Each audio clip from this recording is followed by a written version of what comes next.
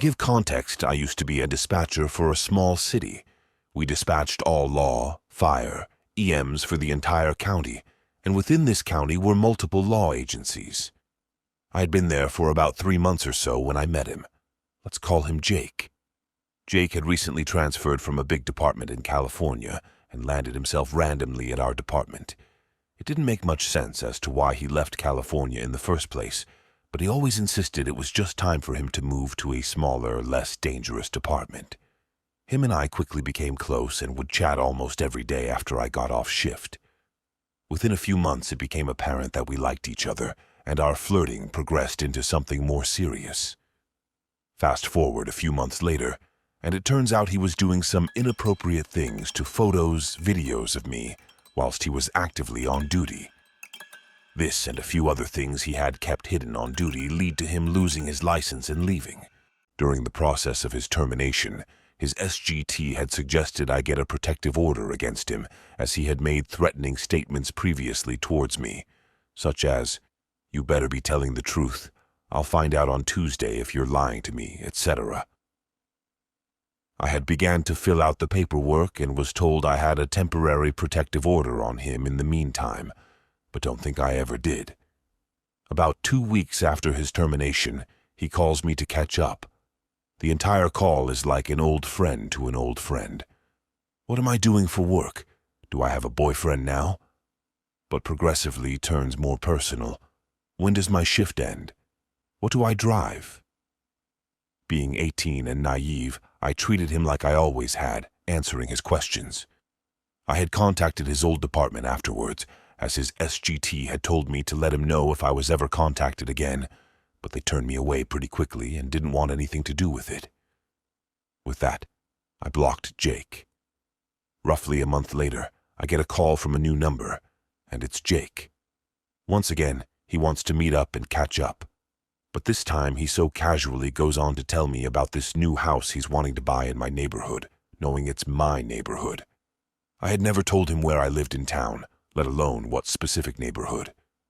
During this call, he progressively got more aggressive as well, making statements such as, "If I knew I was going to get canned, I should have just had my way with you." He half-heartedly joked about getting a hotel room just for me, and that was that. A few days later, he FaceTimed me, and once again came off as simply wanting to catch up as he was sick. Midway through our seemingly normal conversation, he makes it apparent he's been touching himself this entire time. Keep in mind, nothing suggestive was mentioned, and our conversation at that point was about his new dog. He's blocked once again, but has tried to follow my social media, and now I've started to see him in my area. Last I knew, he lived nearly 45 minutes in the opposite direction from me. Am I reading into this, or should I genuinely consider this stalking?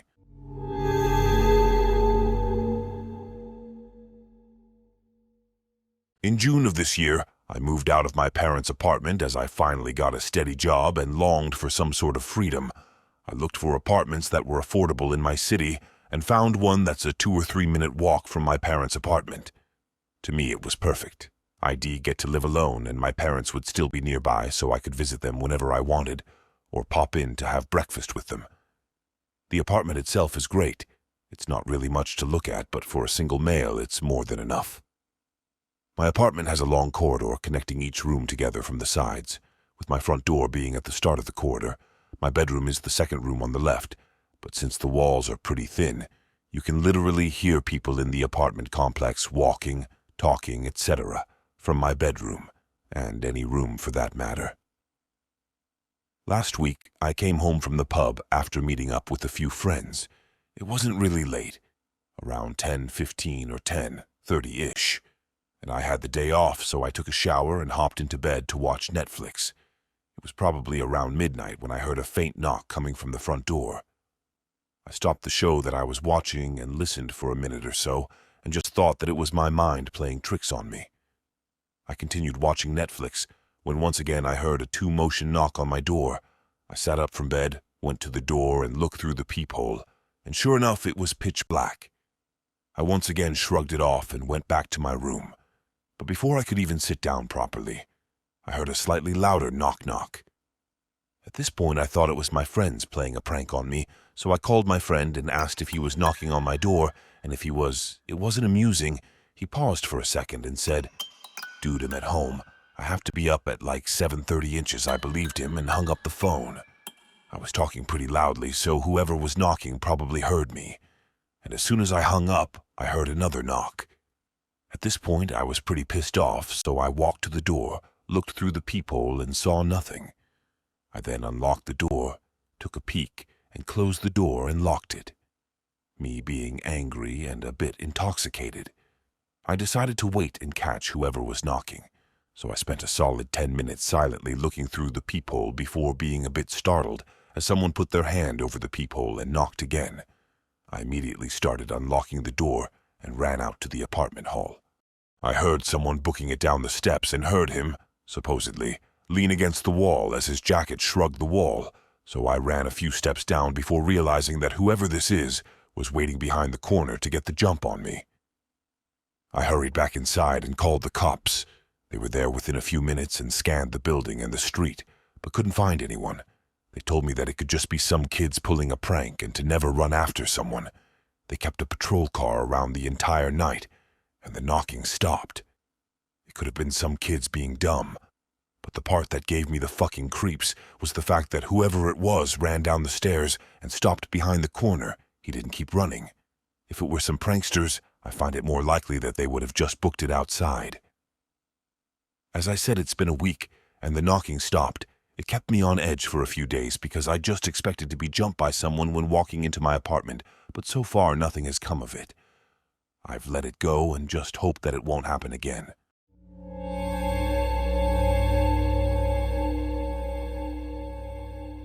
My name is Anastasia, and a few days ago, something happened that makes me sick. We moved to an East Coast town about a year ago to be closer to family. So close, in fact, that my aunt, her wife, and my cousins are only a 10-minute walk from my house. Granted, we are very spaced out and borderline rural, despite living about 15 minutes from the outskirts of a big city. I was walking my two little dachshunds back home from my aunt's house. My mom hates it when I'm alone the majority of the day, so I spend time at their house, and I was genuinely enjoying my time.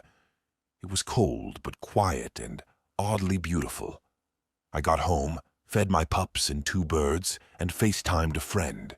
I was talking with them and doing chores, and was admittedly being loud and giggly when taking out the trash to the cans on the side of my house. I get back inside and lay down in bed still chatting when my bird starts calling at something. Now, anyone who has owned a parrot knows that they have distinct noises for certain moments. She's been in my family for 76 years, and with me my whole life, so I knew the sound was alarm intrigue. I brush it off as her seeing herself in the window reflection and go back to talking to my friend. I get up to get water, and my back is to the sliding glass door, thankfully locked, and my friend has the wind knocked out of him. I'm confused and think he's hurt. He tells me, "Nastia, go back to your room now." I scoff, but then I see it in my camera view. There is a man with his face and hands pressed up against the glass door.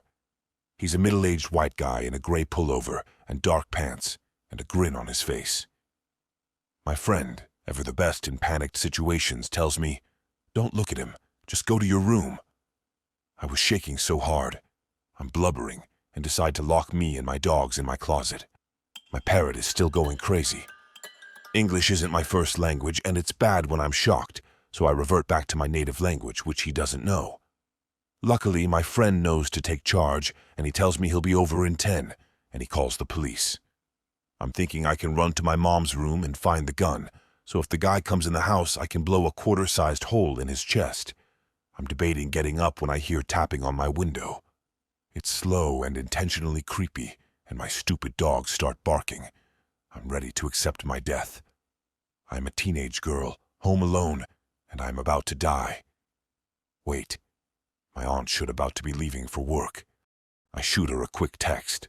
The tapping has stopped, and I think it's over when I realize something that makes my balls drop into my chest. I left the front door unlocked when I took out the trash. This keeps getting worse, and I beg my friend to hurry. The tapping returns to my window, and I can only close my eyes and hope that someone gets here fast. It feels like an eternity, crying like someone breaking multiple traffic laws. Never before have I been grateful to hear another man's voice yelling outside my house at 1 a.m. It was my neighbor. Apparently his pregnant wife was having bad nausea and went out on the deck, where you can see my whole backyard. She got a bad feeling after seeing the man approach my door and woke her husband to check it out. I'll thank God every day for her, because I think she saved my life. I let my neighbors into my house, and my aunt comes a few minutes later, and my friend not long after her, and the police come 10 minutes later. I go from home alone to a full house party of concerned people. On the bright side, my bird wasn't too alerted by this encounter and went back to eating 5 minutes later. My dogs were just happy to see people. My friend has been staying the nights with me since. I'm finding it hard to be home alone, despite the fact that an arrest was made. I'm so thankful that my neighbor had such good instincts, and that my aunt and friend were so quick on their feet, because this could have been a lot worse.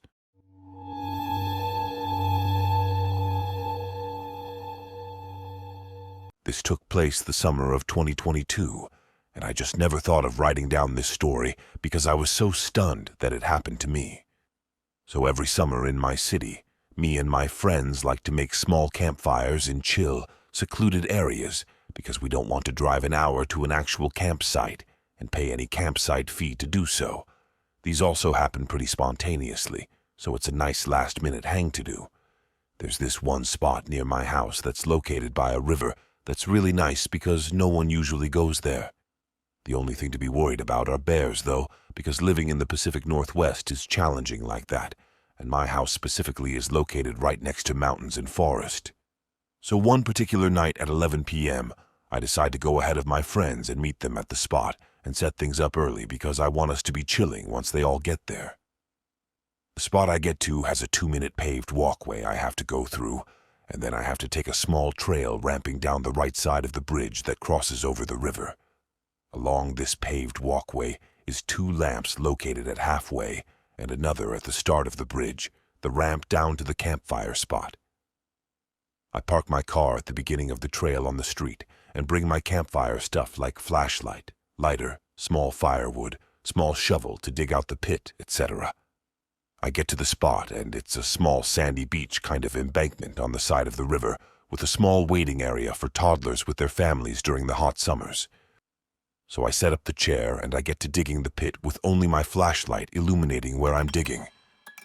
I'm also just shoveling the sand right next to me, nowhere near the water, but all of a sudden, I hear a loud splash. A splash so loud that it can only come from something equally large, like a 2-hand-sized rock. I'm confused because I swear I'm not throwing my sand into the water, even though I'm only a few feet away. I shine my flashlight at the water, and I don't see anything, so I kind of just brush it off, thinking I'm just hearing things. But as I keep shoveling a bit more, I hear another loud splash. At this point, I think something is falling from above, because logically something must be falling into the water. I point the flashlight above where some trees are above the river, and I don't see anything big enough to make the splash. So as I keep digging, with my heart rate kind of going at this point, I hear a rustling past the arch of where the bridge goes over the river. I quickly grab my light and shine it towards where I heard the rustling. I call out, "Hello?" No response. In my head, if it was a bear, I should be getting out of there immediately, but there was no bear, or signs of anything for that matter. So I tell myself, I'm just hearing things now because I've seen horror movies before, and now my mind is playing tricks on me. But I hear the noise again, and it clearly sounds like leaves being rustled, so I shine my flashlight over to the area again, and as I focus my eyes towards the illuminated area, I see the naked back of a man hunched over. I was kind of frozen in anxiety and stress, because honestly, of all the things I was to see, I didn't think I'd see the naked back of a man. From the quick analysis my brain could muster up, he looked to be mid-40s, shaved not bald and medium-ish build, like a mix between chubby and built. As I had my flashlight staying on his back, he started to stand up, and the first thing I noticed was that he wasn't wearing any pants either. My next reflex was to start packing up all my crap and getting the hell out of there because now I'm piecing in my head that he must have been throwing things into the water to scare or shoo me away. So after using my reflexive deductive skills, I proceeded to speed walk out of there with all my stuff. I'm carrying all my things with me and briskly walk up the small ramp, and I'm on the paved path now out of the forest. I can feel my heart beating in my chest, and I am frequently looking back to make sure I'm not being followed. I'm in Crocs, mind you, so I'm hoping that if I have to book it out of there, I'd regret not being in sport mode from the get-go.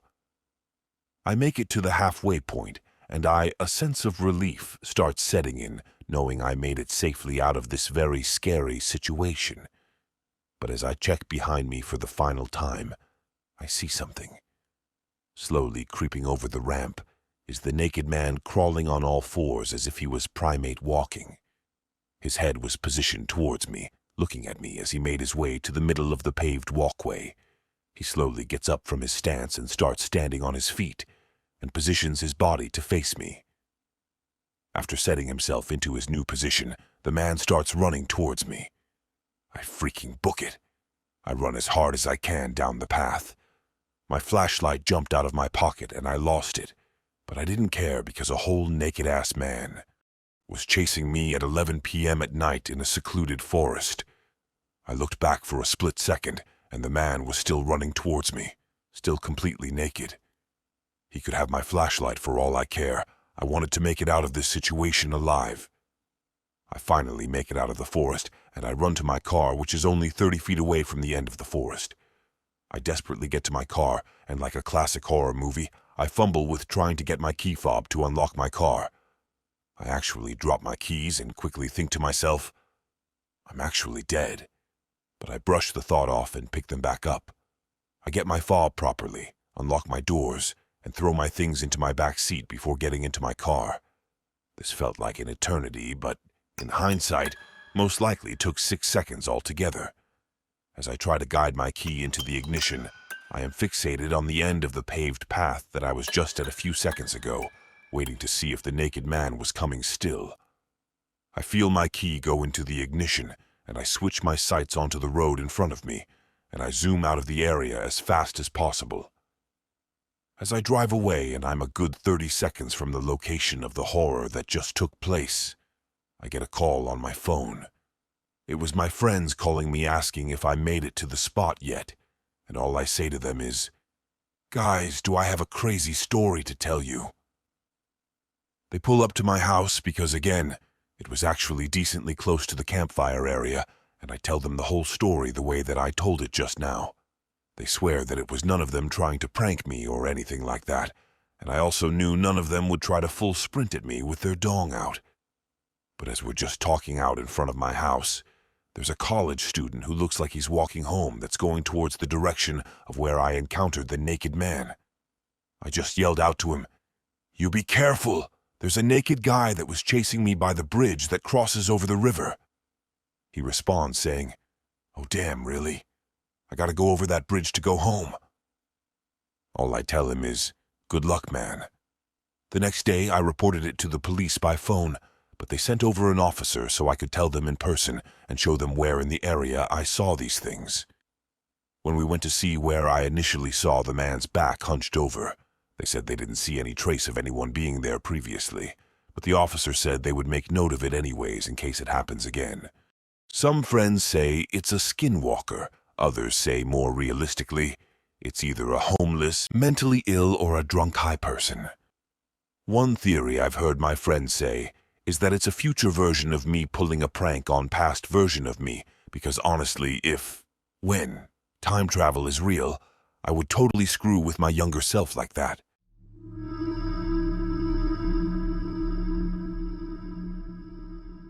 I live in a college town with 6 other young girls in our 20s. The city we live in is not that nice and has a huge homeless drug problem where break-ins are not unusual. However, what happened last Saturday was defiantly strange. My roommates and I, as well as some of our boyfriends, were hanging out and drinking in our house, while 2 of the girls opted to go out to a bar. By around 1 a.m., the 2 girls came home from the bar, and everyone was tired, so we all went to our own respective rooms. Later in the night, I was awoken by someone opening my door and standing in my room, staring at me. In my head, I thought that it was one of my roommate's boyfriends trying to see if my boyfriend and I were still awake to continue to party.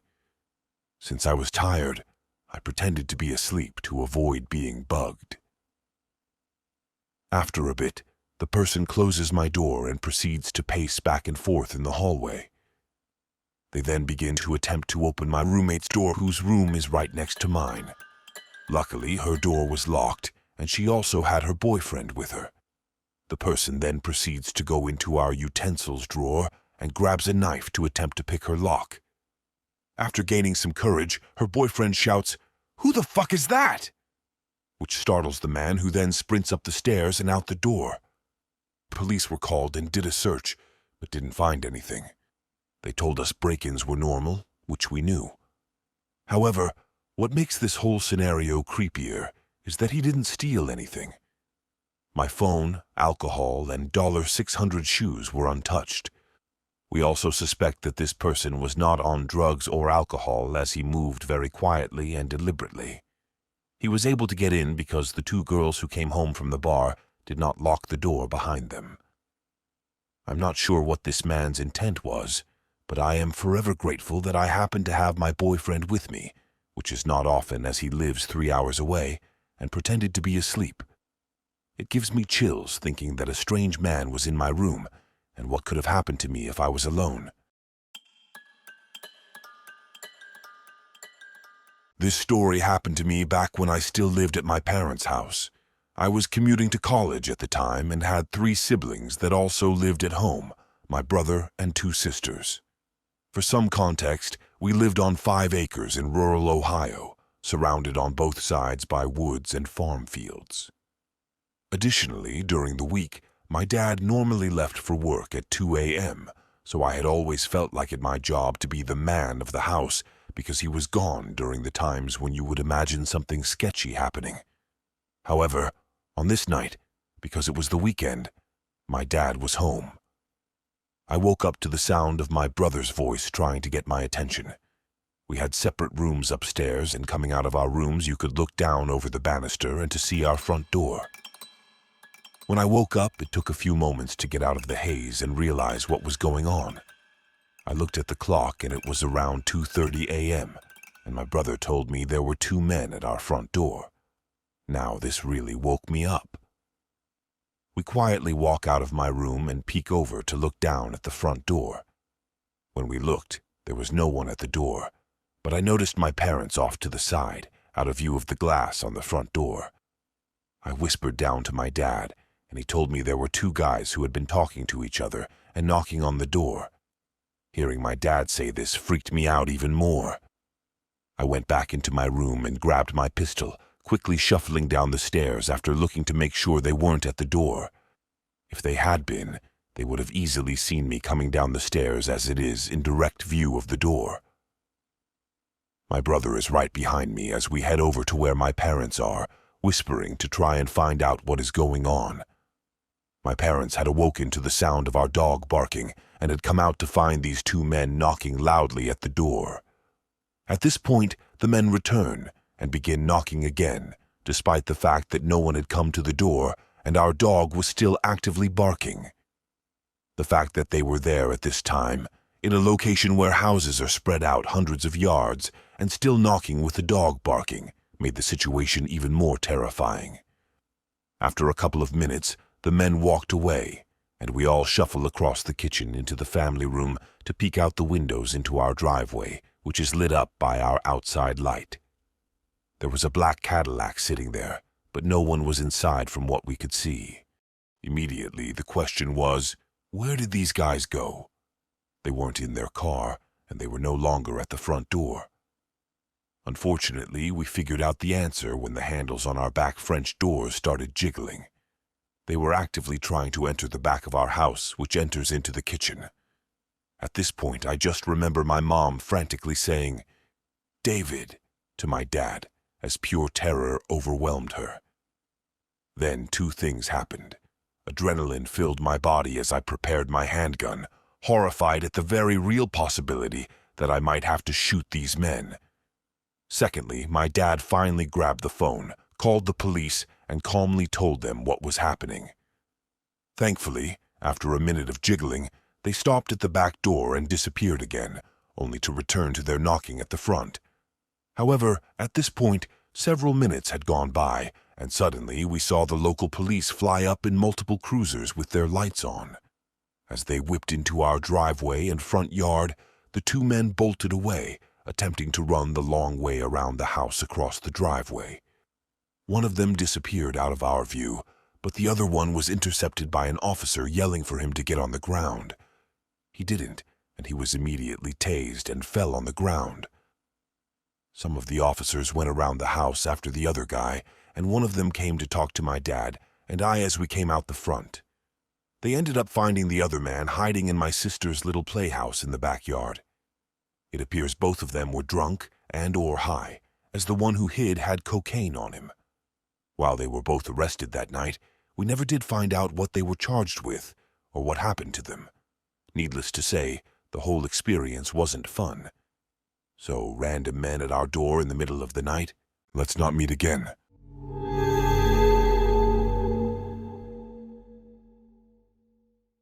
It started about 4 years ago when I was living in a friend's house while attending a nearby university. It was myself, my friend, his sister, and their parents. Roughly about 2 weeks into staying there, my friend's sister invited her boyfriend to live in the house too, and by all accounts he was a pretty cool guy at first, very sociable and full of great stories. We often sat around the table for drinks or talked about life having a smoke in the garden. Within the first month, however, as he started to get comfortable, cracks started to show in this veneer. He would rant about government conspiracy, how he was always a wronged party. He was big into Sigma male bullshit and martial arts, and Christ, did he have a temper. He had this big dog he always kept in a cage that was extremely violent when he wasn't around. The dog attacked his girlfriend and had to be put down. That's when the guilt trips towards her began, and the ranting became incessant. About 2 months later, he had the bright idea to live in a shipping container, mainly because the parents wanted him out, and dragged his girlfriend along for the ride. I'm not talking about one of those cheeky little restoration jobs. This was a rented container, in a storage yard among the outskirts of the town we were living in. He would intimidate and threaten the staff there constantly until they called the police. This, of course, was another conspiracy. He became increasingly abusive to his girlfriend, to the point where the family got involved to get her out of there. I stuck close to them, having pretended to be on his side until we could safely get her out. They broke up, which he blamed me for claiming I was poisoning her against him to make her mine. She has a new partner now, and they are happy. We all blocked the Psycho X on everything possible, but he continued to harass them until eventually he disappeared. Or so we thought. Fast forward to last year, I started to receive messages over social media from several different accounts, blocking each one in turn when I discovered who it was. Some friendly and some hostile. One of these profiles, however, was pretending to be someone I knew from university. We talked about life and how things were going. I was invited to a house party, claiming it was a free house and plenty of people were coming. I booked the time off work, made my travel plans, and kept talking to this friend coming up to the date of the party. I mentioned it to my friend's sister, and she was interested in going herself, until I mentioned the address, and she panicked. The address in question was a property belonging to the crazy ex's father that was scheduled for sale. I waited until the day of the party and called the police to check the property, claiming a suspected break-in. They found 5 people there, including the ex. Parked out the front was a butcher's van equipped for food storage and a collection of knives, hammers, and rope. I'm glad I didn't go.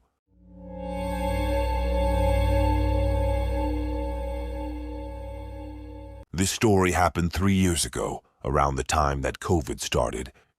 It was early 2020, and I had just gotten a new job in a small town near my area. While looking for a place to live, my sister offered to rent her house to me. She had bought the house 2 years prior, but she and her husband didn't really take to it, and their commute to work was long, so they moved out and the house was uninhabited. Luckily for me, it was actually pretty close to my workplace, around a 40-minute drive, and my sister pretty much rented it for free to me. I just paid for the water and electricity and looked after the house. I was living there for a solid 2 or 3 months and had already gotten used to it. One night after coming back from work and parking my car, as I walked towards my door, I noticed something odd. There was a cigarette butt on the curb to my house. I leaned down and picked it up, thinking that it might have been mine since I'm a smoker. But after looking at the brand name, I realized that it wasn't mine and threw it away. I didn't think much of it and just shrugged it off as some asshole throwing it at my curb. I went on with my night, and nothing unusual happened. 2 days later, I was once again walking to my house when I spotted a few more cigarette butts, this time near my porch. Needless to say, I was pissed off and thought that someone sat on my porch and smoked, but since I didn't know who it was, there was nothing I could do about it. I noticed that they were put out pretty recently, so whoever it was probably walked off as I was approaching. That night I was watching a movie on my laptop, and it was pretty late, past 1 a.m., so I was surprised when I heard a car passing by. It's a suburban neighborhood, and it was COVID, so people rarely ventured out at night, but I didn't think much of it. Around half an hour later, I was surprised when I heard chattering nearby. I listened intently, but I couldn't hear what they were talking about as their voice seemed almost muffled and quiet. By this point, I was getting a bit unnerved, so I stopped the movie and quietly got off my sofa and walked to the front door to make sure that it was locked. As I was approaching the door, I froze mid-step as I heard the two approaching my porch and reducing their talking to a whisper. I realized right away that whoever this was wanted to break in. I leaned against my front door and waited, expecting a loud bang against the door or the doorknob being shaken, but it was oddly quiet. I decided to walk over to my window to see if they had walked away or changed their mind. My windows have bars from the inside out that you have to unlock so that you could move the curtains or look out the window comfortably. I slowly unlocked the bar mechanism and lifted it up. I moved the curtains and was taken aback. Leaning up against my window was a man. He was as startled as I was because he basically stuttered over his own steps as he jumped back. He tightened his hoodie to cover his face, so all I could really see was his big blue eyes looking at me. His friend realized what was going on and right away started to kick the door in. He kicked it a solid 4 or 5 times, but the door wouldn't budge.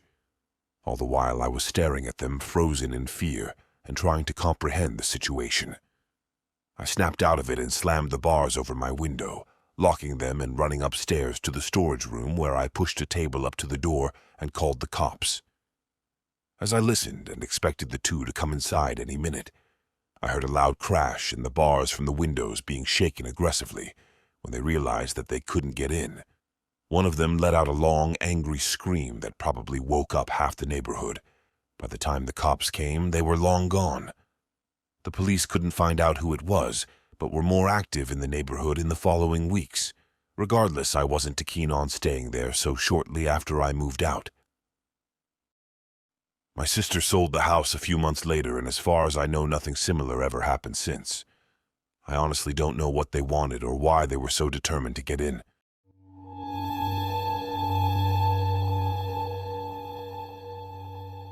I'm a girl living in Northern Europe. I won't go in too much detail where this happened because I don't want people to recognize me from this story. This story takes place in October when I had a part-time job in this research center. This was in a bigger city, not like in the middle of it, but it was a 30-minute bus ride from where I lived at the time. Keep in mind that the workplace was in an industrial estate, so the only people that really spent time in the area were the workers from these companies. I worked all 3 shifts, mornings, evenings, and nights, but I did mostly night shifts because none of my co-workers really wanted them, and I'm a night owl anyway, so that 10 p.m. to 6 a.m. shift worked well for me. This happened on one of these night shifts. It was a Thursday night, and I was one of the 3 workers there that night. We did not work together. We all were in our own departments doing different kind of work, all so far from each other in the building. I worked at a chemistry lab doing water analysis. So it was not any kind of customer service job.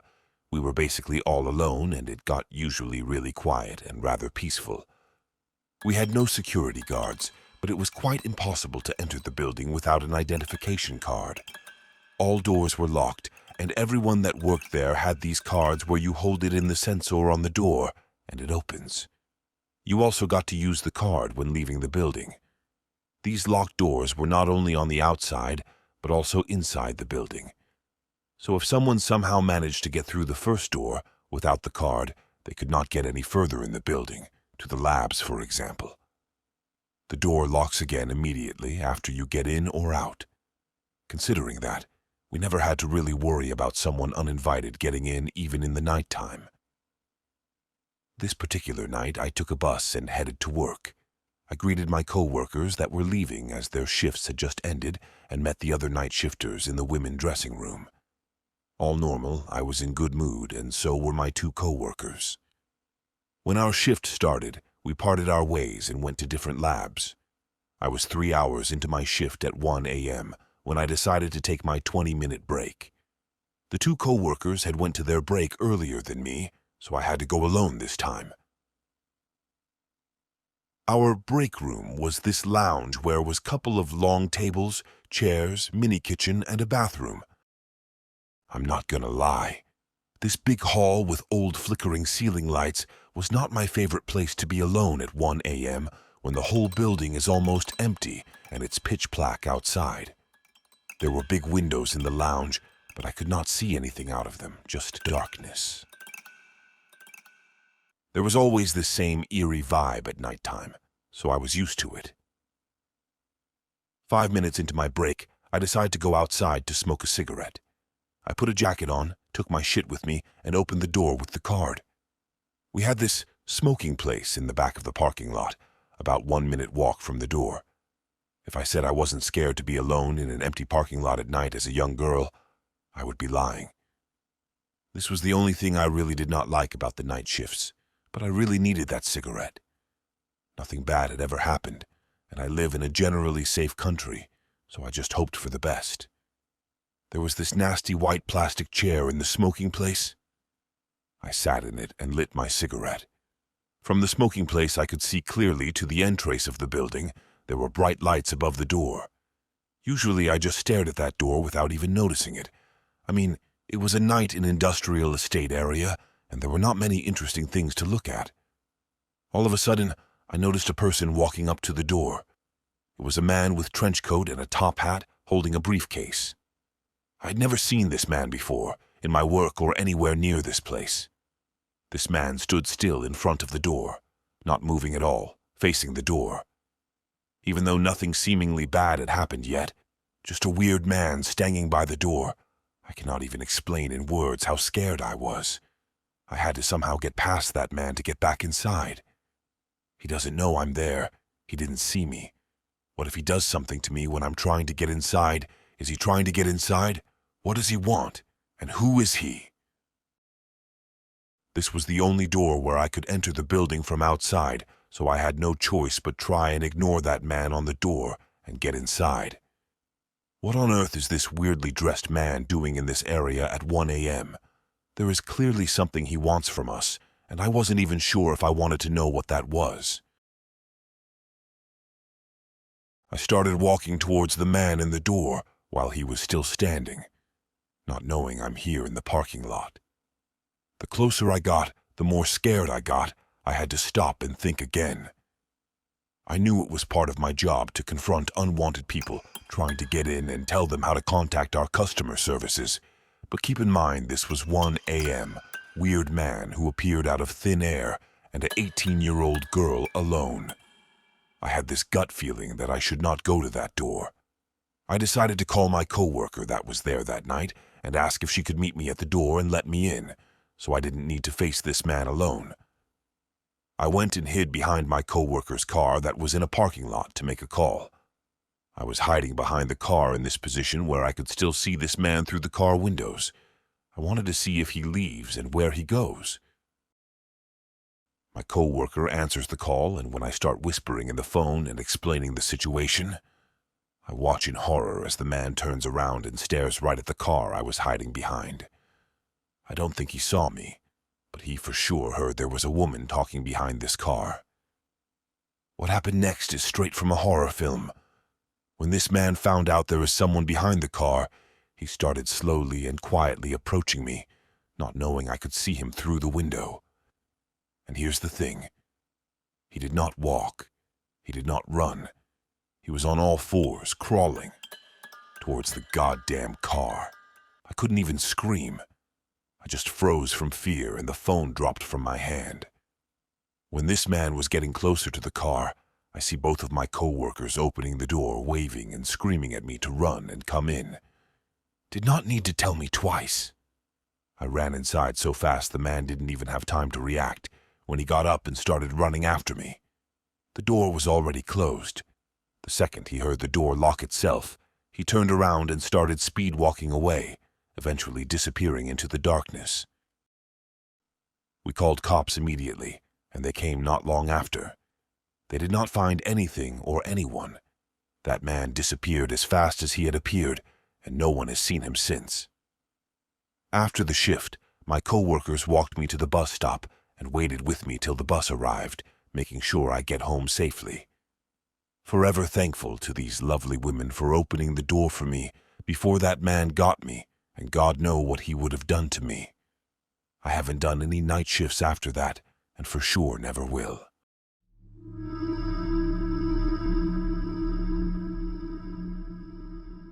Last year, I moved to another city after finishing high school.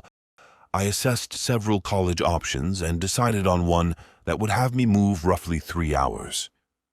I found an apartment where I would be able to live without roommates, and that was in a safe part of town with reasonable rent. It was close to some attractions in the city, which was an added bonus to me, as it would still allow me to have a reasonable social life. For the first 4 months or so, it was great. There were absolutely no problems or safety concerns of any sort. And I managed to become good friends with a guy who studied at the same college as me. He coincidentally lived around 5 minutes away from me, so we would often hang out at each other's place. One night, just as winter started, he called me over to play video games and hang out. We had a pretty chill night, drank a few beers, had a good few laughs, and enjoyed ourselves. At around 1 a.m., we decided to call it a wrap, and I headed home to my apartment. When I got back home, I decided to head out to the balcony that overlooked the entrance of my building to smoke a cigarette. I vividly remember looking around and seeing absolutely nobody. It was a cold winter night, and it wasn't the weekend, so understandably everybody was at home. Besides the usual car or two passing by, it was dead quiet. Once I finished my cigarette, I decided to call it a night and got ready for bed. I was understandably confused when I heard a short ring on my doorbell. I stood in the center of my room for a solid few seconds as confusion and a little bit of fear set in. I snapped out of it and decided to tiptoe to my door and to just try and hear if anyone was outside. My immediate thought was that my friend came over to drop off something that I might have forgotten, but I thought to myself that he would have texted me or called. I probably listened for half a minute or so when the person once again ringed the doorbell and softly knocked a few times. I was stood still and didn't want to make a sound so that I wouldn't give away the fact that I was at the door. I heard the stranger pacing around the apartment for a few seconds before he stopped. I waited for any sort of noise, but it was quiet. That was when I decided to look at the peephole to see that he hopefully had left. I picked up the cover of the peephole and took a look. My legs pretty much went numb as I saw a hooded figure looking straight into the peephole. He was holding the zipper of his hoodie so as to cover his face. All I could really make out was his forehead and eyes. He must have either heard me lift the cover or my heavy breathing, because right away he moved from the peephole and said, "I know you're at the door." By this point I was pretty much shivering in fear, but mustered up the courage to say, "I'm calling the cops, man." He laughed and said, "Sure thing, big guy." He proceeded to wipe away the door handle with his sleeve before walking off. I understandably called the police. When they came over, they informed me that I wasn't the only one. He had been doing this for at least a month, and they suspected him of at least one home invasion where a father chased him out the house. I crashed at my friend's house for around a week or so after this, before going back into my apartment. It's been a year and I've never heard of any news about him. He could have been arrested by now, but as far as I know, he hasn't been. I find it more likely that he simply moved to a different area. I'm not sure if he had any violent intent or not, but either way, I'm not waiting to find out.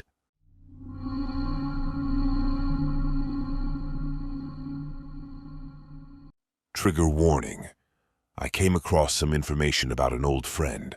The story mentions murder, but I don't go into much detail. I'd like to apologize for how overly sarcastic this post may seem. Humor is my defense mechanism. Stay safe out there. When I was an angsty teenager, I moved in with my mother and stepdad to escape a less than desirable situation. Because of the move, I was enrolled in a new school. This school was located in one of the sketchiest neighborhoods in the city. Everyone who resided in that area was relatively low income, my family included.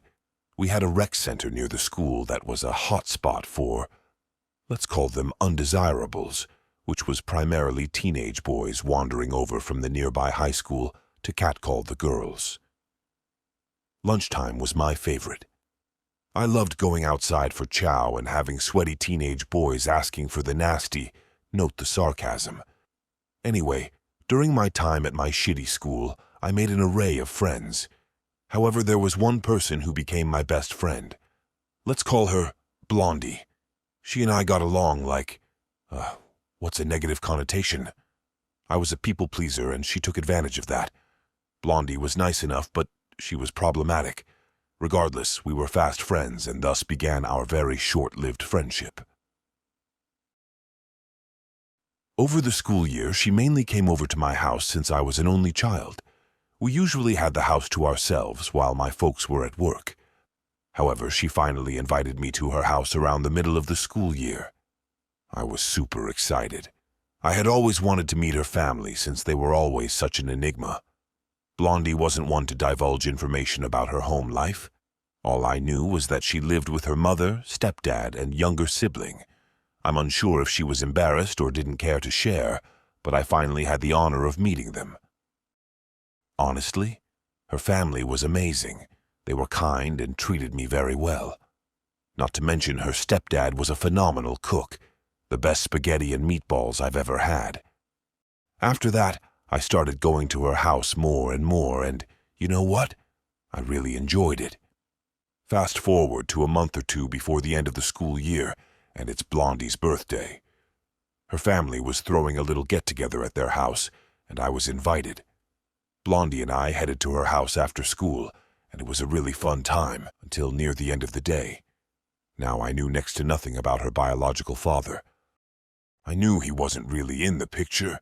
He'd sometimes drop by and say hello, but I had never personally met him.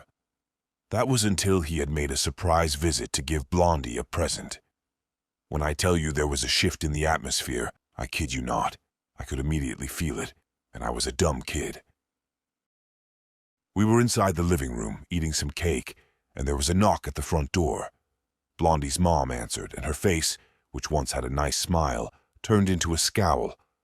If looks could kill, the dude would be dead. She moved aside, and this man walked in.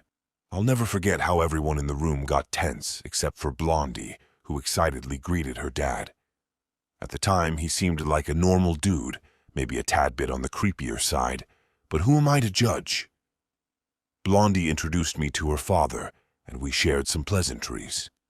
At one point, I was invited to get some ice cream with them the following day, which I accepted. I mean, I was getting free ice cream. Of course, I was going to say yes. He eventually left, and we all got back to eating cake. I had honestly forgotten about the visceral reaction everyone had upon seeing him. Maybe if I remembered, I would have said no. Anyway, the following day rolled around, and I went for ice cream with Blondie and her dad. I can't remember much from that day other than him asking me if I had a boyfriend or girlfriend, which seems innocent enough, but the way he asked it made me feel weird. I honestly can't remember much from my other encounters with this man. Nothing really jumps out to me. I know I went out with him and Blondie a few more times before my family moved to another city, and we lost touch. Fast forward a few years, and I'm attending college. I had managed to stay in contact with one person from my middle school days. Let's call her Teddy. She had reached out to me one day asking if I wanted to go to a movie, which I happily accepted. I was balls deep in the big sad at the time and needed a pick-me-up. A film with an old friend was just what I needed. I took the train to a nearby mall, and Teddy and I watched the movie. After, we headed to the food court and got some chow. We were catching up.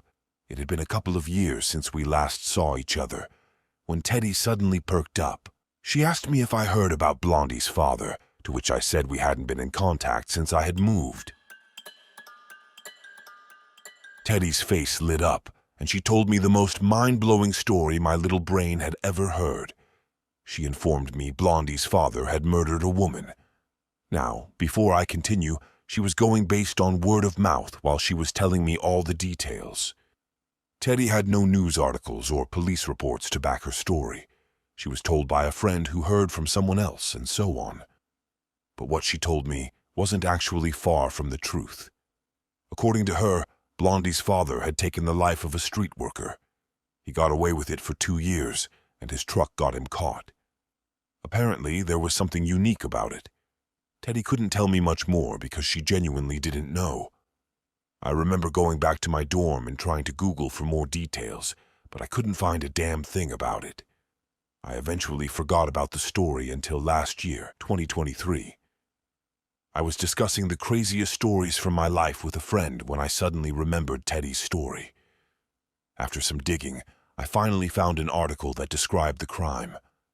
I clicked on it, and when I saw the picture of the man, well, words can't describe what I felt. Everything Teddy told me was true, but it was so much worse than what she and I thought. Out of respect for the victim and her family, I won't describe what he did. But he was arrested 3 years after he had taken her life. I can't find any information about how he was caught, but it had something to do with his truck. He was charged with manslaughter. He took a plea bargain and indignity to a body and only served 7 years of his 14-year sentence. He had served half already because he was in custody during the trial. I looked him up again not too long ago, and I learned some unsettling information which prompted me to write this post. He was released from prison a few months ago. Guess what he did? He killed another woman. From what I've read, it had similarities to the other murder he committed. This time around, he's charged with second-degree murder and indignity to a body. There's unfortunately still not a lot of information about the second woman, but both of his victims were mothers. They both were cruelly taken from this world, and I still can't wrap my mind around this all. I met this monster. I was best friends with his daughter. I don't think I was personally in any danger, but the fact I met someone capable of such heinous crimes, it scares the living shit out of me. I can't even begin to imagine how Blondie must have felt after learning of her father's crimes. Anyway, I apologize how vague I was regarding the crimes. I know some of you really want to know everything, but it didn't feel right to share their story, especially since it had little to do with me. I was just the schmuck that was friends with the daughter. Also, I would like to provide more information about how Blondie is, but I can't remember her last name for the life of me. She doesn't share the same one as her dad. Regardless, thanks for reading.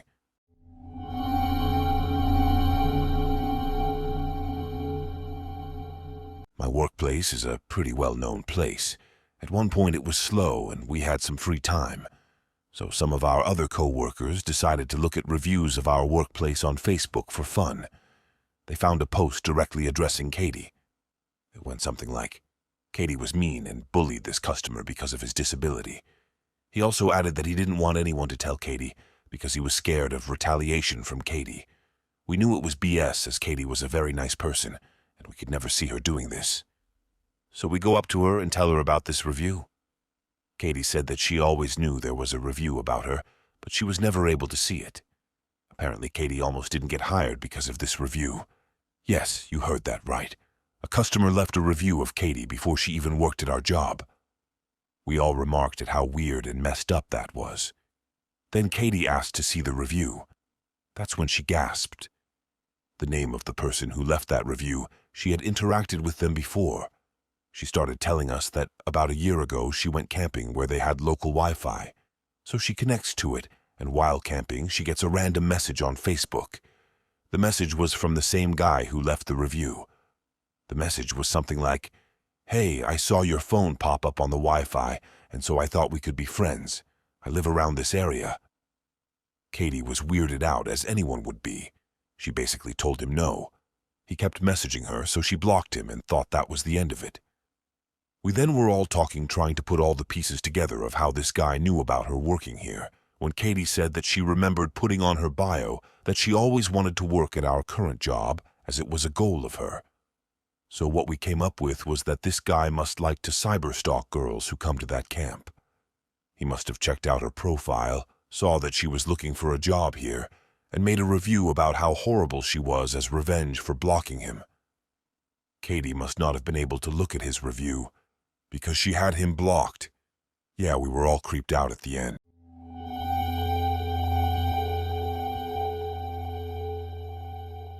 It's been about 10 years since this happened, but I still remember things pretty clearly. I should note that this is told from my perspective, and I wish I could get my mother's perspective on it as well. She just doesn't remember the events as well as I do. For context, I lived in a mid-sized city in the southern United States, where the main thing to do at the time was go to the mall. Sure, we had movie theaters and a couple of bowling alleys, but besides that, there really wasn't much to the city. My mom worked at a department store located in the mall, and having nothing better to do, I would regularly go and sit in the break room while she worked. It gave me a reason to get out of the house, and if I wanted to, I was allowed to walk around the mall or get something to snack on in the food court. Honestly, though, I was shy and preferred to just stay cooped up in the break room, playing video games on my Nintendo 3DS.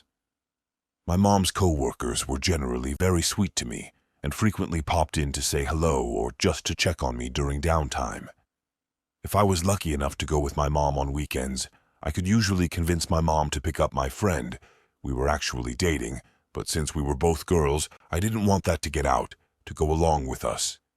Going to the mall meant I was free from doing chores at home, and it was a cheap way to sneak a secret date in every now and then. My girlfriend, though, never really liked staying in the break room with me. She always wanted to walk around the mall. I should note that she really enjoyed taking walks, so it wasn't out of the ordinary to want to do so at the mall as well. I just didn't like walking as much as she did, so I tried to weasel my way out of it whenever I could. I could usually convince her to just walk over to a nearby store and look around or to go grab something from the food court rather than walking, but I noticed pretty quickly that she wasn't trying to actually get me to walk around. She just didn't want to be in the break room. Now, my girlfriend was more perceptive to things than I was, and I assumed she just didn't like the ambience of the break room for some reason. For a little while I let it go, but eventually I got frustrated and asked directly what was really bothering her about the break room. I thought she was going to tell me that it was too cramped or the lights randomly cutting off made her uneasy, the things that bothered me about it too. But no. What she told me was that she heard things in the ceiling, like someone was walking around in there. I had learned from my mother that there was a room in the ceiling, but it wasn't for walking around, it was for maintenance. Most of the stuff in there was wiring and insulation, but technically someone could go up there, so I told my girlfriend this and said it was likely an employee up there to fix stuff.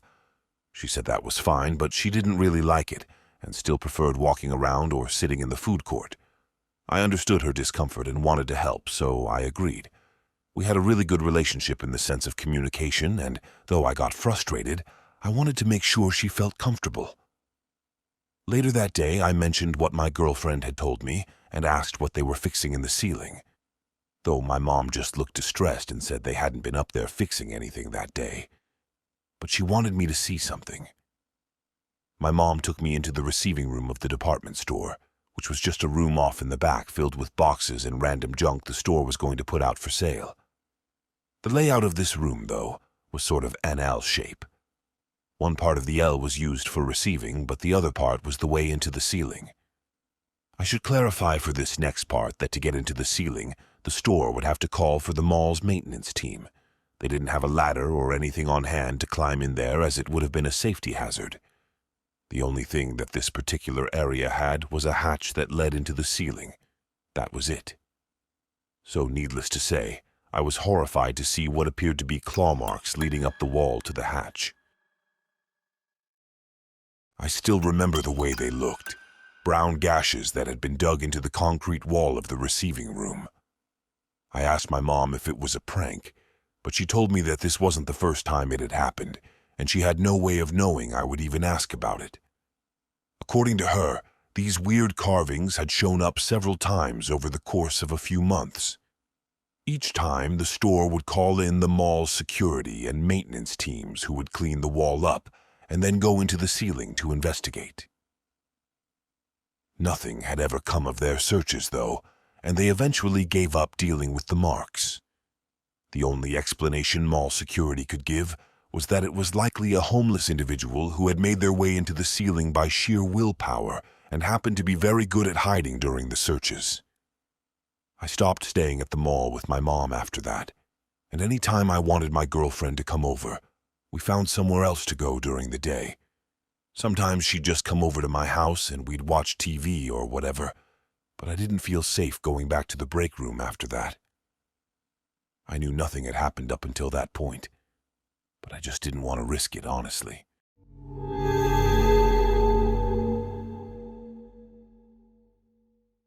My family consists of only me, my mom, and my stepdad. This happened 2 days ago in Singapore when I was asleep in my room while living with my parents in a small apartment. I have my own bedroom as I'm an only child. My parents took the smaller room, and I had the master bedroom, which has a big window that is facing the back of our house. For my bedroom, there's a big space outside our windows that's between every apartment unit over here, so there's no way someone would unintentionally stand near my window. You have to walk in and go for a few turns before coming here. I eventually fell asleep around 11 p.m., and I forgot to close my blackout curtains for my window. It's a frosted window. Anyone can see through it if they stood a closer look. Exactly at 1:23 a.m., I heard 3 loud knocks on my room window, which eventually woke me up as I'm a very light sleeper. At where I'm sleeping, my window is on the right corner and I can see whatever shadow that gets through it at day or night. On that night, I didn't switch on any of my lights, so it was total darkness, except for my table lamp that was shined at me at highest brightness. At first, I was sleeping while facing my room door, which is on my left, so I had an automatic response to turn my head and looked at what's knocking on my window. To my surprise, I saw a silhouette of a man's head that was clearly visible on my window. Despite my parents' room being right next to mine, I went into shock and had to call my mom to help me check if I was imagining things. I told her what I saw. In the end, she advised me to sleep in the living room for the meantime to calm myself down. I felt really uneasy that night. I couldn't go back to sleep. Since I stayed awake that same night, I heard 3 more knocks coming from my bedroom at 3 a.m., which of course I had to assume it came from the window. Before this happened, my curtains were already closed and blocking my window's view, so I thought that it'll be fine for me to go ahead and get a little look on who or what knocked on the window. The only difference this time is that the knock was louder but slower, like the ones you would experience as if you're in an old haunted house. Come to think about it, until now, I wished I stayed curious and stayed in my living room. I had my face in hand holding onto the window since I had to get a closer and clearer look since I didn't saw a silhouette when I was standing from a distance from the window, and me still being paranoid from what happened hours before. I saw a man around 1.80 meters tall, frozen in place, standing and staring straight right at me outside my room window. He was wearing gray long pants, a black t-shirt, and had a really, really pale skin. It looked as if he had no expression when he saw me.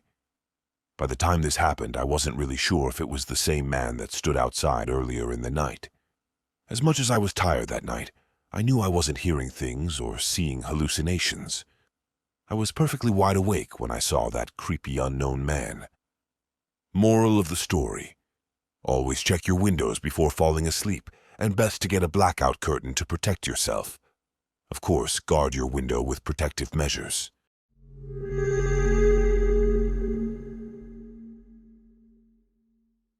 Over 4 years ago, I went to work at a warehouse in the small town that I'm from. I decided to leave after my health started to get worse physically, and I was diagnosed with panic disorder and severe anxiety after the situation that I'm about to tell you. This changed the way that I developed friendships after that job. That's for certain.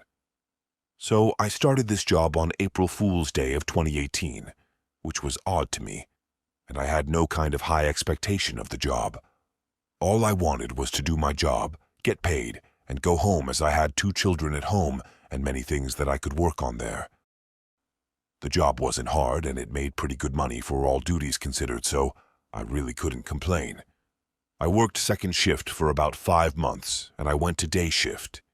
While working on second shift, I kept to myself mostly until, one day, I met someone from one of the lines after we struck up a conversation about gaming. For the sake of anonymity, we'll name him JF. Well, JF was a pretty good guy, and we had a lot of things in common. I went home that night, and he popped up as a suggested friend on Facebook. Again, another oddity. So I decided to add him. When I did, we started talking more at work until he suggested that we should hang out, so we did hang out. Pretty frequently. We were friends for a month at this point, and one day he decided that he was going to introduce me to his partner.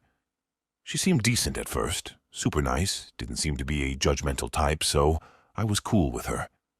From then on, I would hang out with him when my kids were spending time with my mother. One time we were talking at a restaurant, and he started to vent to me. Dude, she's such a bitch sometimes. The other day I forgot to take the trash out, and she threatened to stab me if I didn't.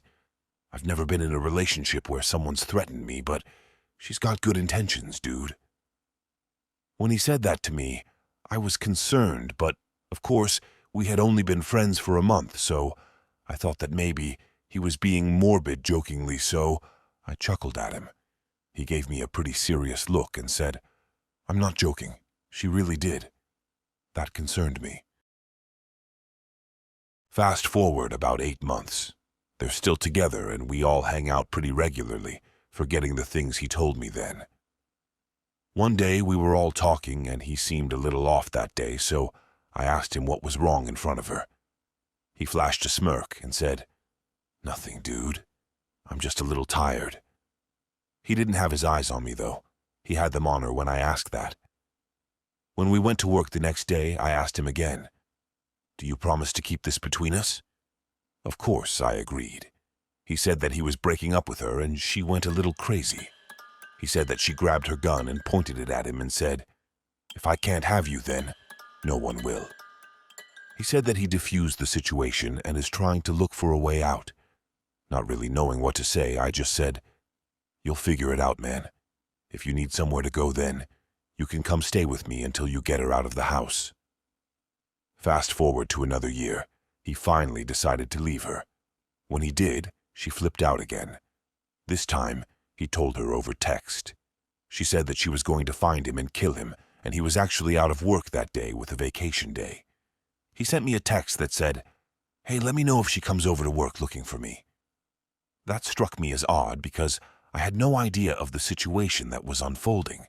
She actually did come to our job, and she asked me where he was, and I said, "I have no idea. I thought he was with you, and you guys went out of town or something." All she did was roll up her window and drive off. I called him and told him that she came by, and he called the police about it. They had found her up the road with a loaded gun in the car. 2 months later, he decided to talk to her again, and when he did, he had something to tell me. When he called me, he asked if I had seen her around, and I hadn't. He said, "I would take some vacation days if I were you." Dumbfounded, I asked him why. He said to me, "Because she's out of jail and her cousins are in town trying to find the people she has personal vendettas with. You're one of them." At that point, I was terrified. I grabbed my kids and went out of town. Took 2 weeks off of work. Come to find out, that next day, her and her cousins went to the next town over and shot 3 people in an apartment and killed them. I got the news about it the day after it happened. The reason why he knew they were coming after me is because they made a Facebook Messenger group that he was included in, and sent a list of names. Everyone regarded it as spam and decided to disregard the message, but he knew what it was. 3 of the names on that list were the people that they shot. The 4th name on that list was mine. After they found the evidence and he decided to go public about the group and screenshots that he had, they were all charged with first-degree murder. From then on, I was very careful about who I would stick my neck out for, because even though he knew the context of that list and her intentions, he decided to not inform anyone else on it. Needless to say, we aren't friends anymore and I dodged a bullet. Stay safe, you all.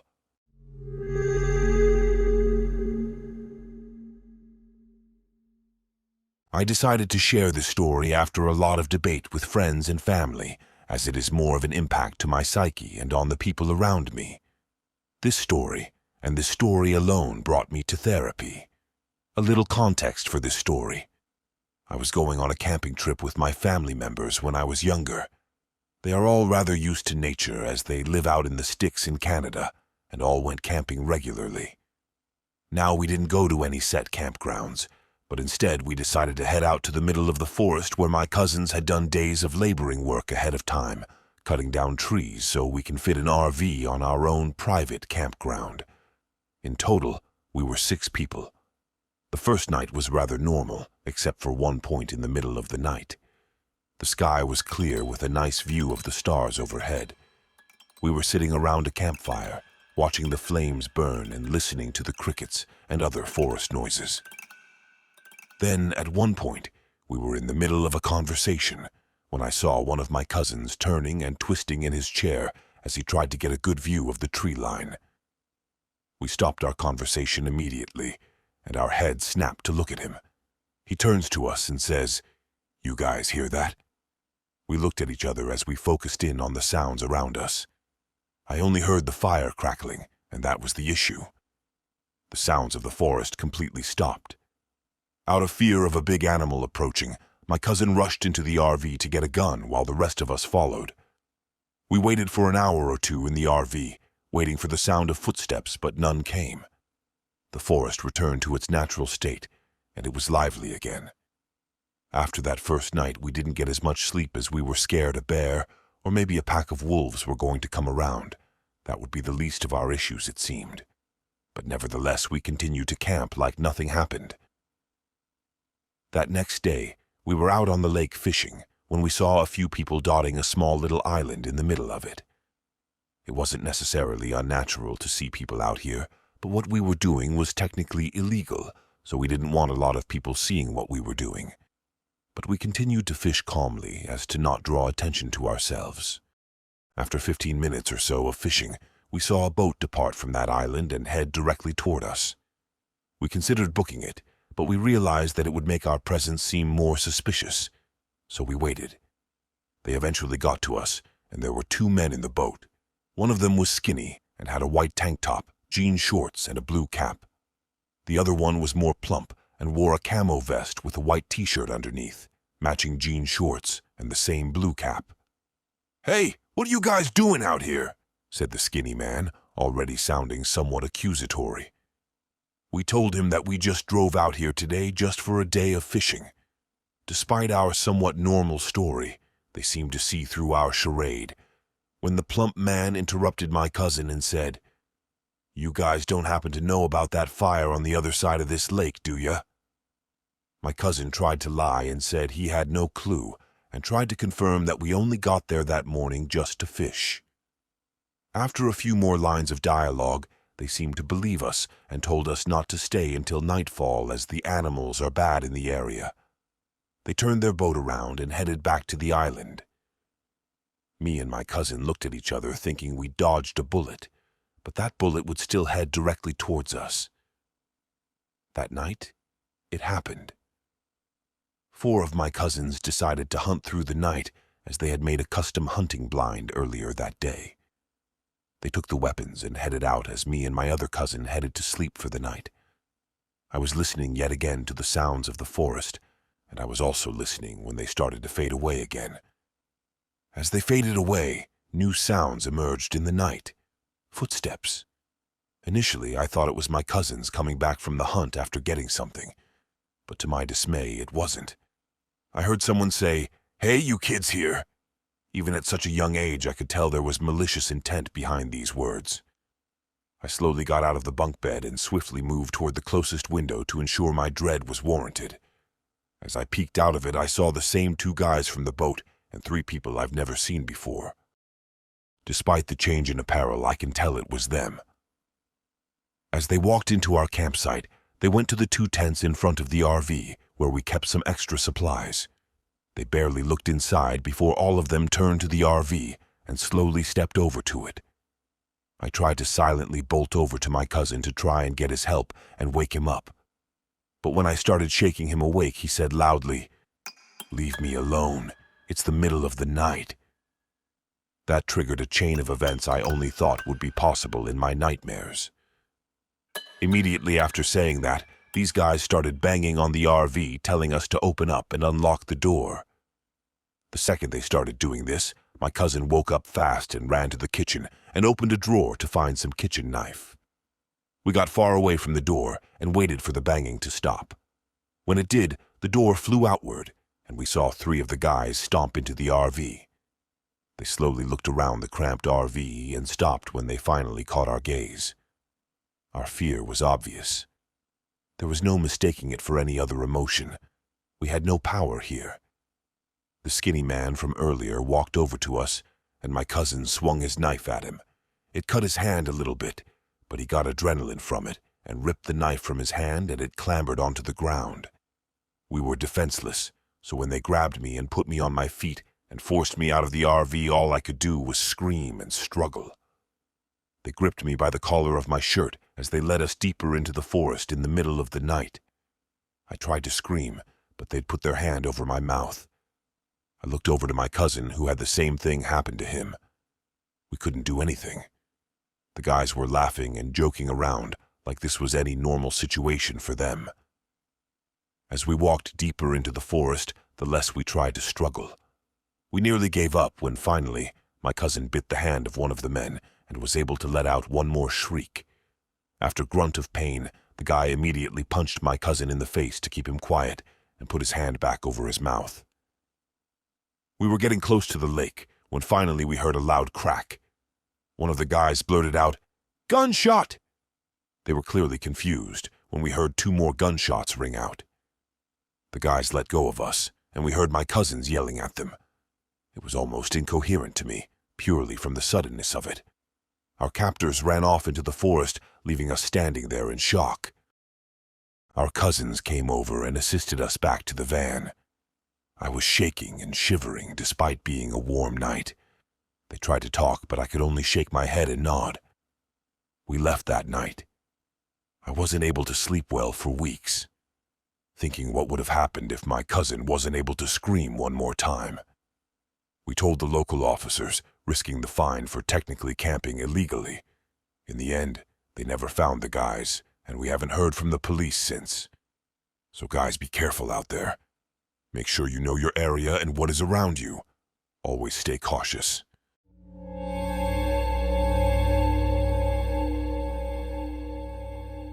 I, an 18-year-old female, have been working for a large department store in the UK for just over a year now.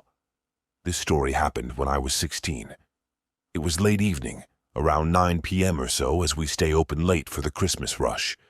I was walking across the shop floor when a man brushed very close to me.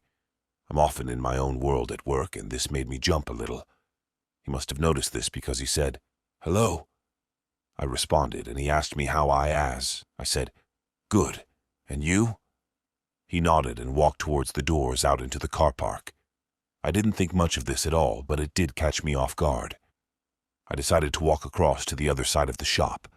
Bear in mind the floor plan is massive, and continue tidying rails there. I hear a man shout from a few meters away, and I look up to see the same guy again. It's only now that I really took notice of his appearance. He had a large tattoo of a dagger on his right cheekbone and was wearing a black jumper with the hood pulled up. He was about a foot taller than me and clearly much older. I asked him if he needed any help, and he gestured for me to come closer to him. I tend to freeze and follow instructions in this situation, which is not exactly the best survival instinct. I naively thought that he just wanted to know which exit he needed. He asked me what my name was, and I told him. "You've got really pretty eyes," he said, and at this point I was getting a bit freaked out.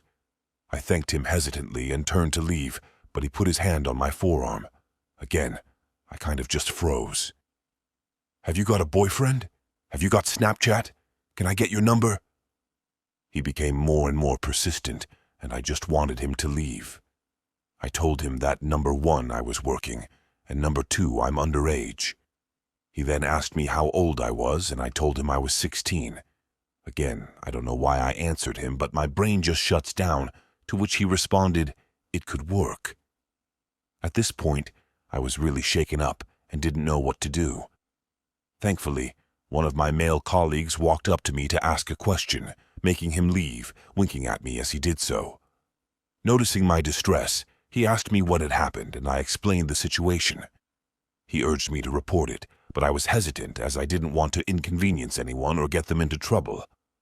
However, there are a lot of teenage girls that work in the shop, and I wouldn't want them to be targeted, so I told one of the managers.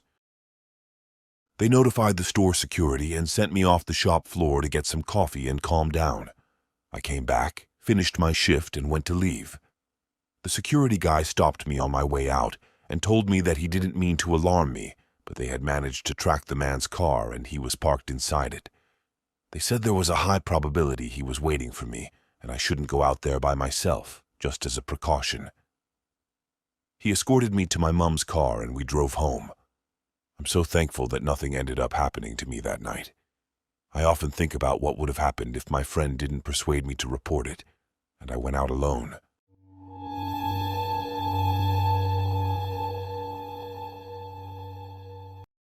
This happened around 10 years ago, give or take. My friend, let's call him Craig, and I made plans to go hang out with our friend Jeremy and his new girlfriend. Neither of us had to work the next day, so we grabbed some beers and made our way to Jeremy's mom's apartment complex, where Jeremy was temporarily staying. When we got there, we went out into the woods behind the apartment complex to drink. This wasn't just a little patch of trees, but a good-sized patch of forest. For context, this was in New York State. It was a nice fall day, late afternoon, and the sun was still out. We finished the beers and decided to go get more. So we go to the store and get some more beer, head back to the apartments and enter the woods. This was autumn, and the light outside was right at that stage where it starts to very quickly fade. We underestimated how dark it would be once we were in the woods, and how fast the light was fading away. We planned on making a fire, but didn't really count on it being so dark when we got back. So we're walking into this sort of clearing area, from where we can choose to head off in a few different directions. We're having a good time, laughing, talking, but something not too far in the distance catches my eye. It's too dark to tell, but I swear I can see a very large figure. No, that's too big.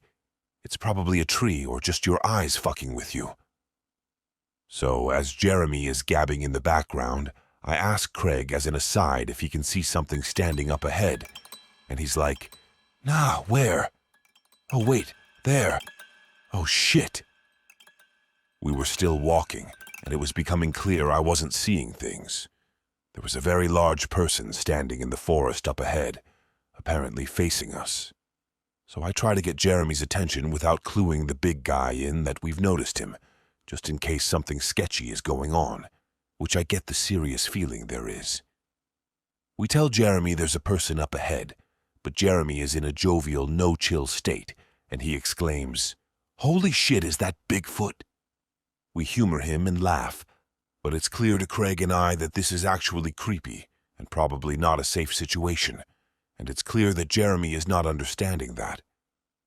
It's hard to communicate the pacing of our approach onto the guy, but essentially, we had gotten too close not to acknowledge him, partially because it took us a moment to get Jeremy's attention, and partially because we weren't trying to just turn around and run like we were scared. There were 4 of us and 1 of him, after all. But this was a big guy.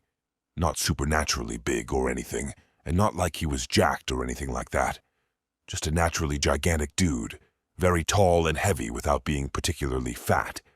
And he was just standing there, in the middle of the forest, in the dark, alone. So as we approach this guy and just sort of say hello, Jeremy, the absolute fool that he was, gets way too close into this guy's personal space as he enthusiastically tells him about how scary he looks, standing in the woods alone. "We thought you were an alien or something, bro. I thought you were gonna jump up and boom." Jeremy mimes an extra set of teeth coming out of his mouth like a xenomorph from the Alien vs. Predator movies, all up in this guy's face.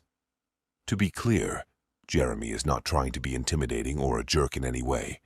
He is trying to be friendly and joking around with this guy, but he is literally leaning into this dude and practically sticking his hands in his face with his impression of an alien. Jeremy was kind of a moron, and his poor girlfriend, who was a few years younger than us and very shy, was clearly terrified, to which Jeremy was also oblivious. So Craig and I are both standing here kind of trying to brainstorm a way out of this situation. Jeremy is clearly too dense to get it if we say that we have to go. He'd be like, "What? We just got here. Aren't we having a fire?" And we were trying to seem confident and in control of the situation. Big guy says, "Oh, you guys are drinking. I got some drinks too." And he walks over to the tree line where he has a bag laying beside a tree. He reaches in the bag, and while he grabs a beer with one hand, he sort of sneakily pulls something else out with his other hand and places it into his hoodie pocket. I'm convinced it was a knife or a gun, probably a knife in all honesty. He then reapproaches us and cracks open his beer. I glance around casually, and then I notice something else. Somebody else is out here. There's someone moving along the tree line to our left, a relatively good distance away, but somebody else is here, and they're circling around as if to come up behind us. Fuck. This. I need to leave now. So I go, "Well, I gotta work in the morning, and Craig's driving me home, so we gotta get out of here." Jeremy, in his infinite wisdom, responds, "What? You said you didn't have to work tomorrow." I facepalm so hard on the inside. "No, Jeremy, you must have misheard me. I said I do have to work tomorrow." And Jeremy, proving there is no end to his wisdom, says, "All right, guys, well, it was nice hanging with you. Get home safe." He wasn't leaving the woods with us. Craig and I started walking away, and I told him about the other person circling to get behind us and that we needed to move. We start trying to brainstorm a way to get Jeremy and his girlfriend out of there and decide to call him and tell him that his mom was out in the parking lot looking for him. Jeremy is terrified of his mom, Craig explains to me, and this should work. Because we clearly couldn't just call him and tell him the situation was not safe without him blurting out, "This guy isn't sketchy, I feel totally safe." Jeremy was very mad at us for lying about his mom. I think his girlfriend appreciated it, though. I'm not sure what was going on there that night. I've talked to several people about it over the years, and there are a few different ideas. Did they know we were coming back? Were they waiting for us? Or did we stumble into something we weren't meant to? Almost everyone I tell about this says, "You guys just accidentally interrupted a drug deal." But something about that just doesn't seem right. Who does a drug deal in the middle of the woods at night? I don't know. Very possibly just a homeless dude with no ill intention, and another homeless dude with no ill intention. But it was a very creepy and scary situation.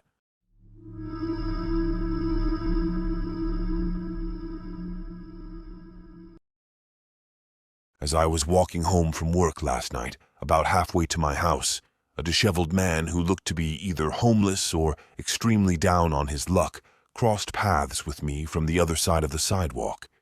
He had initially been walking in the opposite direction, but as soon as he saw me, he immediately turned around and started following me.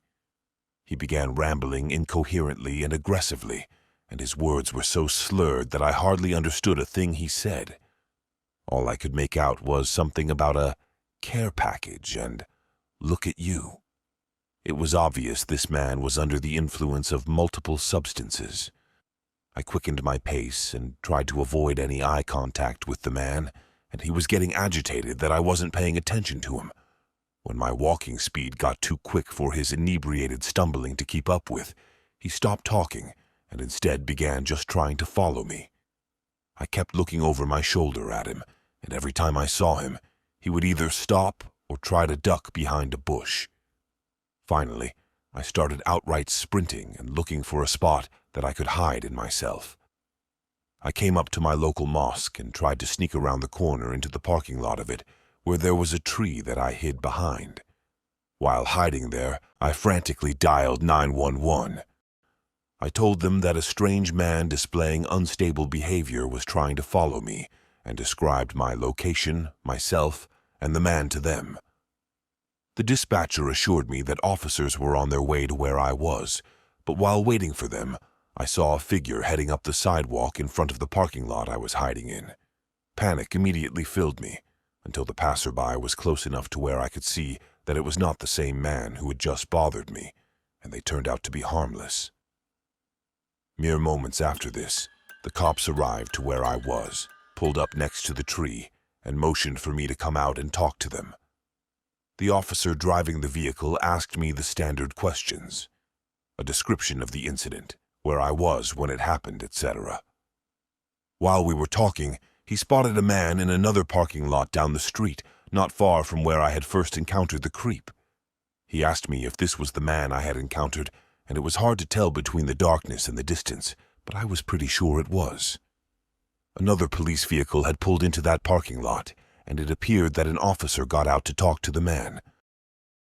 The officer I had been talking to asked me how far I was from my house, and I told him that I was pretty close to my street at this point. He assured me that I should be safe to walk the rest of the way home, and that they had other cop cars patrolling the area. I thanked him and finished walking home, without further incident, thank God. Shortly after I got home, I saw that I had a text from my boyfriend that read, "Are you okay?" The text had been sent at around the time the incident was occurring, as if he could sense I was in a fearful situation. I replied back telling him what had happened. He told me that he had gotten yelled at by a homeless man earlier too. I described the creep I encountered to him and asked him if he thought it was the same guy. He said he didn't think so. We also had a brief phone call to make sure each other was okay. I let him know that I was home safe, and he told me he was in a vehicle with a group, so he was safe too. I don't know what the cops ended up doing about the man, but I hope he stays as far away from me as possible.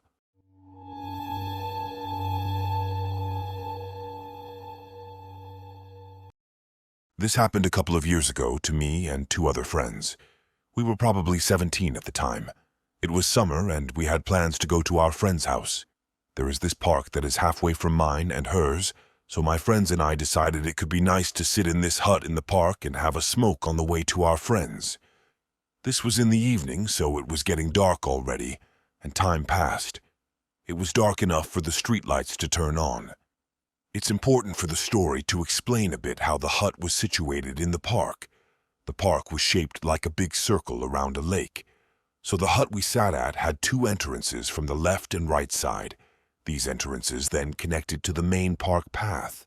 The hut is open and just has bench seats in a circle and a roof, but open air if that makes sense.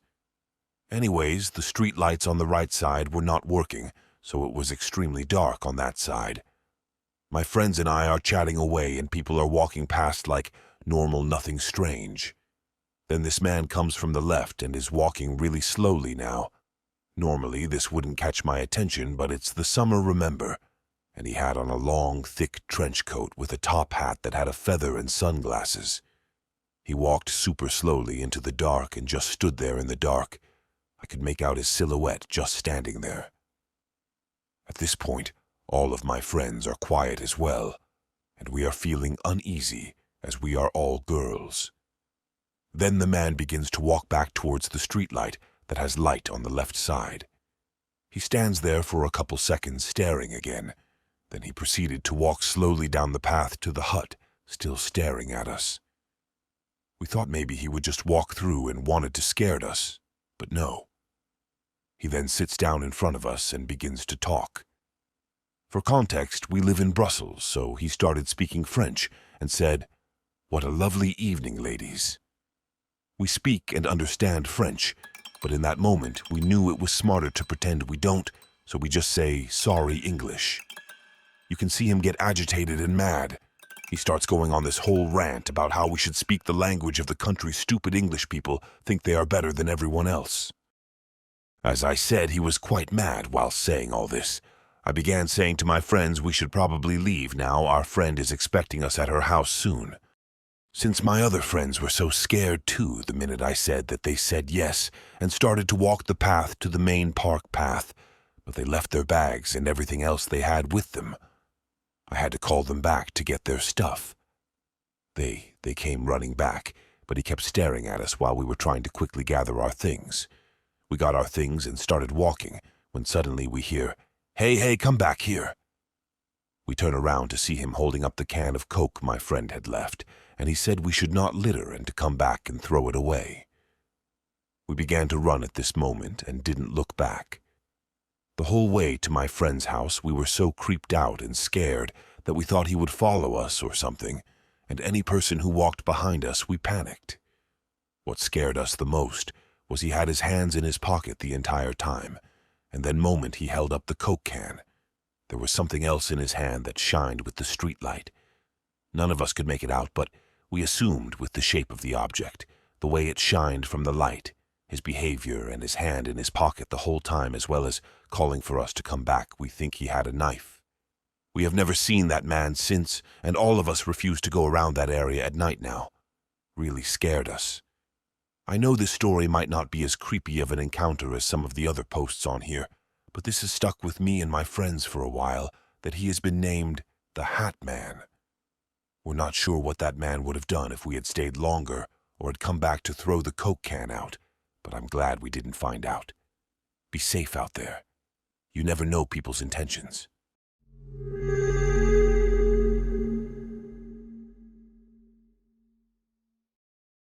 This happened over 10 years ago, so excuse me if the details are a little fuzzy. When I was in high school, my friend Claire came to sleep over. We made some plans to sneak out and hang out with some guys, and then one of them would drive us home. We go out to our friend's apartment, have some fun, and around midnight we decide it's time for us to head back. But when we ask to be taken back, everyone says no, despite previously agreeing to bring us back. Everyone said they were too drunk or too high, so we eventually decided to just start walking back, and we would make some phone calls to see if anyone could pick us up and bring us the rest of the way back. My house was a good 20 minutes away by car on the highway, so there was no way we were walking all the way back. The apartment was towards the back of the complex, so we start making our way to the entrance. We don't even get halfway there before a car slowly starts rolling up behind us. I was 15 or 16 at the time, and very naive to the ways of the world, so I wasn't too concerned, but Claire was a little smarter than me on this night. She tells me to start walking faster, so we start walking faster. The car also picks up their pace behind us. Again, she tells me to walk faster, so we start moving as fast as we can, and that's when the car pulled slightly in front of us, and two of the passenger doors open and two men get out. Realizing there's no walking faster to get out of this situation, she instructs me to run now. So she takes off running and I follow her. She runs towards a group of parked cars and jumps behind a pickup truck, and for a minute we hope and pray that we weren't spotted. This is where details get a little fuzzy. One of them must have gotten back in the car at some point, as there's only one of them following us behind the truck. We hear a set of footsteps quickly approaching, and she quietly indicates that we're now going into stealth mode. This man is on the other side of the truck that we're hiding behind. He's circling the truck looking for us, and we're slowly and quietly circling it on the opposite side to avoid being spotted. It felt like a scene from a movie or video game. We somehow managed to do 2 or 3 circles around the vehicle without being detected, and by the grace of the gods, he gives up and decides to go back to the car with his friends. This is our one shot to get away. She tells me to run again, so we run for what felt like an eternity, but in reality was probably only 15 or 20 seconds. We find the pool house area and find a spot to hide. We were hidden behind some fences and bushes and were anxiously waiting to see if they discover us. Their car pulls around to the pool house and we're biting our nails, hoping they don't stop and get out. The car slowly drives away and we realize we haven't been spotted. We were safe for now. But the car circled around the apartment complex for hours and hours and hours. They weren't giving up on looking for us. We were safe for the time being, but now we needed to find a way out of there. It was the middle of winter, and of course we were dressed to impress the guys we went to hang out with, so short shorts and revealing tops. We were freezing.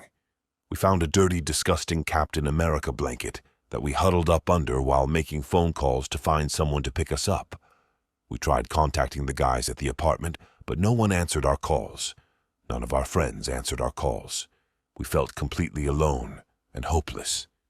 But around 5 a.m. someone finally answered and said they would pick us up. The best news I had ever heard in my life. Our friend gets to the apartment complex but can't find the pool house. The group of men is still constantly circling around, so there's no way we're coming out of hiding. We managed to figure out where our friend is at with a little detective work, figuring out what building they're facing, what's in front of them, are there dumpsters nearby, etc., etc. We figure out where they're at, so we make a run for it. We spot their car and hop in as fast as we can. Go, go, go, we tell them, and our friend speeds off towards the entrance. We pass the group of men on the way out, and that was the last we saw of them. We made it back around 6 a.m., just in time to sneak back in without my parents ever knowing we even left. If Claire hadn't been with me that night, I definitely would have been abducted, raped, and possibly killed. So thankful for Claire and our friend that picked us up, but a big fuck you to the adult men we went to hang out with as teenagers, and especially fuck you to the guys that intended to harm us. On a happier note, I'm now very diligent and aware of my surroundings, and we washed the dirty Captain America blanket and shared custody of it for years after this encounter.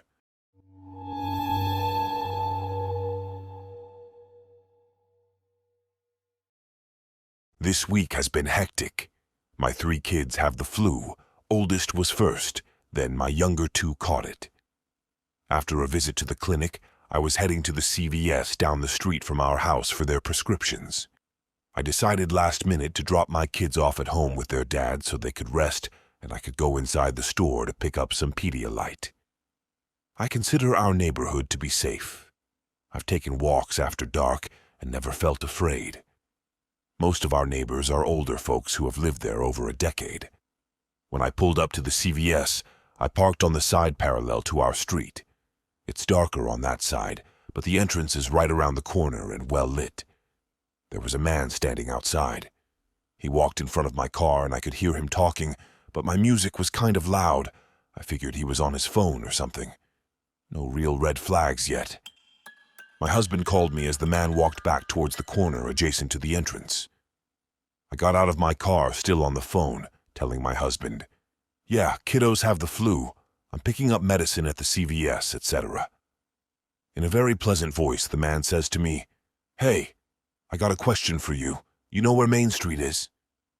I, assuming he is asking for directions or the location of something, tell him I do. I'm still holding my phone to my ear. It's in a bright pink case, so I'm sure he could see it. Now, this man is standing directly in front of me.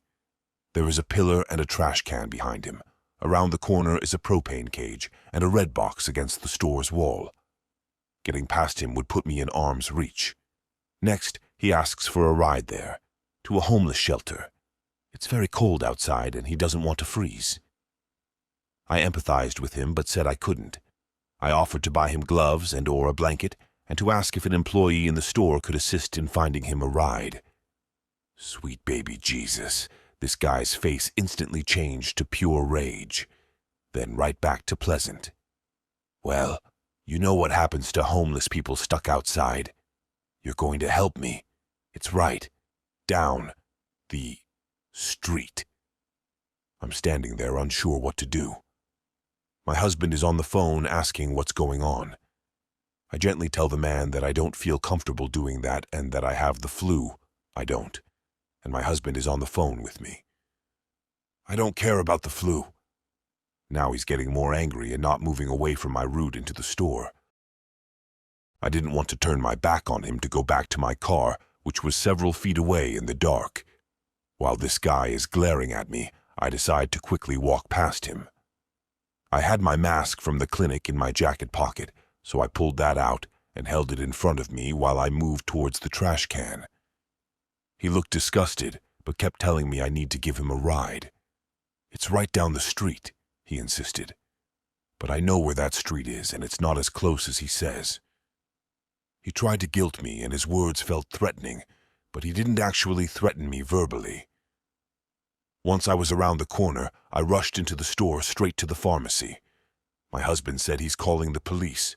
He heard the way the man was talking to me and said to stay in the store. My knees were shaking. I'm not usually the type to be so afraid when confronted. When I got to the pharmacy, I interrupted the pharmacist and a customer, apologizing, then told them what happened. The pharmacist sent the store manager out, tall guy with a long beard, looked like he doesn't take crap from people. The police had already arrived. The man was told to leave, which he did momentarily. He came back inside the store yelling obscenities and something about me. Now the store manager has told him to GTFO. He's trespassing on the property. The cop came back to talk to me and told me she has arrested him many times. He's loud and likes to yell at people, but he isn't violent. The pharmacist had me hiding behind the screen where they give vaccines and left the half door to the pharmacy cracked open in case I needed to get out of there. The cop had also told me this guy's first and last name, as did the store manager. Is that normal? The prescriptions are finally filled, and I leave the store. The police parked next to my car to keep an eye on me. Oh, and the man refused a ride from the cop to the shelter. Later I looked him up. His name is unique, so he was easy to find online. Surprise, surprise, he has a very long record in 3 states and several counties. Tons of public intoxication charges, DWI, urinating in public, assault and battery, and indecent exposure. I also looked up the homeless shelter. I thought, there isn't one where he wanted me to take him, but that area is super sketchy. Earlier today, I went to the corner store across from the CVS and told my friend, the overnight shift employee, what happened. She kicks him out of the store and calls the police every time she sees him because he yells at and threatens customers. But he always takes off before the police arrive. I know I could have handled that better. I was blindsided by his instant shift from pleasant to filled with rage. Big thank you to the pharmacy team who kept me safe and the store manager for confronting the creep. They didn't have to do all of that. I'm thankful my husband recognized I was in an unsafe situation over the phone. This man is still out there somewhere in my area.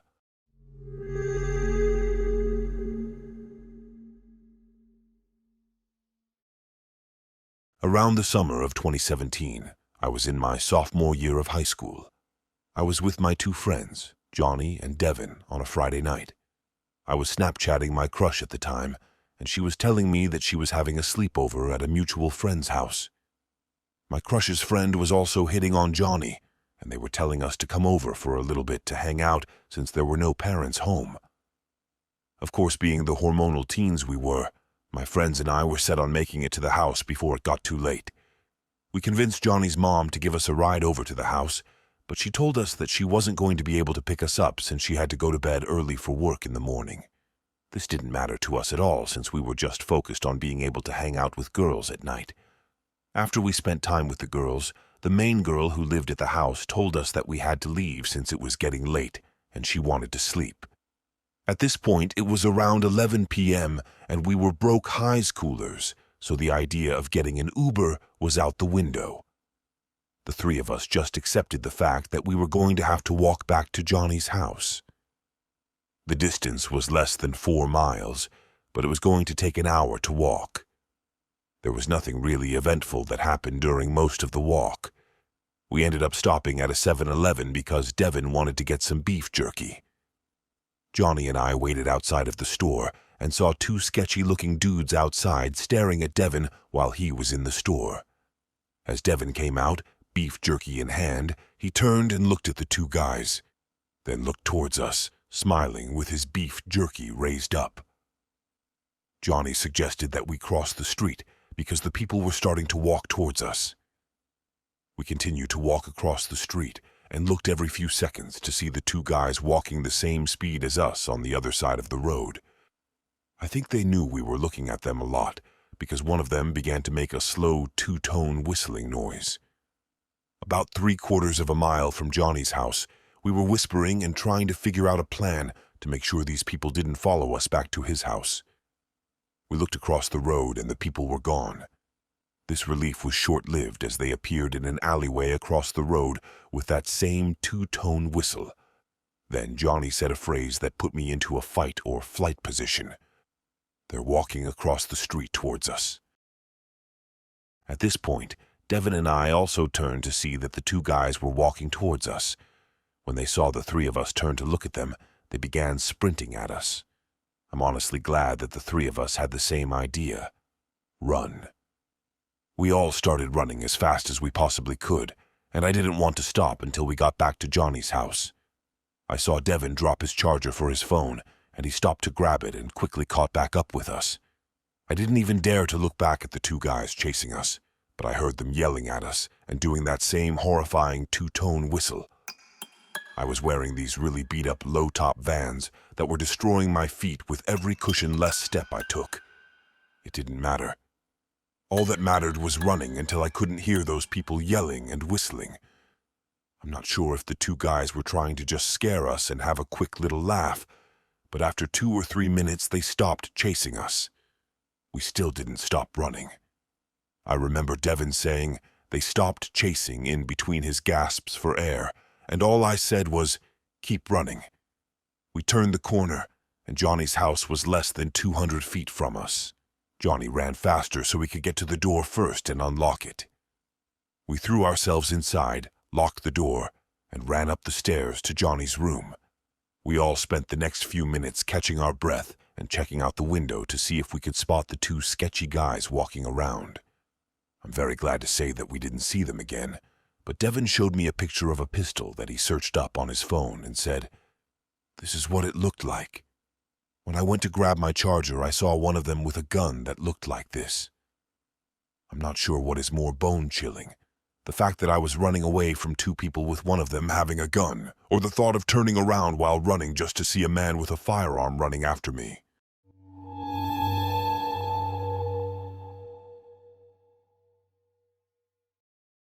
This is something I really want to talk about to be sure that everyone is cautious and stays level-headed at all times. For context, this happened when I lived in the middle of nowhere in Canada. It was an old town that had quite a few abandoned buildings due to absence of residents. Me and many friends were tired of the lack of entertainment options for us, so what we did was explore these abandoned buildings. Prior to the experience I am about to talk about, we never had anything too crazy happen to us. Occasionally, we'd see a small bit of blood like liquid, and we did see a pentagram on the ground from someone who went to a house previously, but nothing too bad. Until the last time I had gone exploring abandoned buildings. Now, when I was younger, I used to go to a daycare that was part mental hospital. Weird combination, I know. It closed down due to a lack of patients and lack of children at the daycare. I decided to go back there with my friends a few years ago. For context, I was 15 when this happened. Most of my friends were the same age. When we did get there, it was rather cliché. There was fog, it was rather dark, and there was a light drizzle of rain. We went to the main gate, which was padlocked shut. We decided to help each other hop over it and made a ton of noise. We were laughing and giggling the whole time, unsuspecting of what was to come. We looked around the small play place/park with flashlights we had on our person. Even with our somewhat powerful flashlights, our visibility was rather limited. We decided to enter the decaying building. Glass and dirt crunched under our feet as we stepped into the daycare section of the complex. There were still old Legos, wood chips from previous furniture, old torn dolls and toys strewn about. The further we walked around the daycare section, we naturally became more and more silent until all we could hear was the crunch of the dirt under our feet. I found some crayons in a plastic container in the corner of the room. I walked over to pick them up, when all of a sudden we heard a loud crash coming from behind a metal door leading to the psych ward part of the building. My friends and I all looked at each other. As a whole, we were a group of 5. Most of them were very bold and cocky. We all looked at each other when my friend Brian suggested we go and look to see where the sound came from.